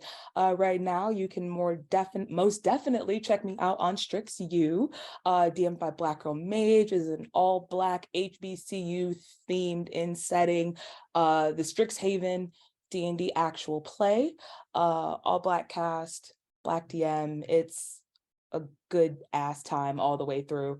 Follow me because we're gonna be we're filming season 1, so that'll have a release date soon. Our pre-season is out right now at Black Girl Mage on Twitch and YouTube, where you can watch the first 4 prequel episodes before we get into the real juicy shit later on. Yes. Exciting. And that's me. Okay. Thank you. Go, Jojo. I am Jojo. I use he, him pronouns, and it's been my pleasure to take you guys into the Veil this evening. You can find me on Twitter at It's DM Jojo, where I mostly talk about my struggles as a returning anthropology student after taking a break for 7 years of academia. Sometimes I do little prompts. So that's where I'm at.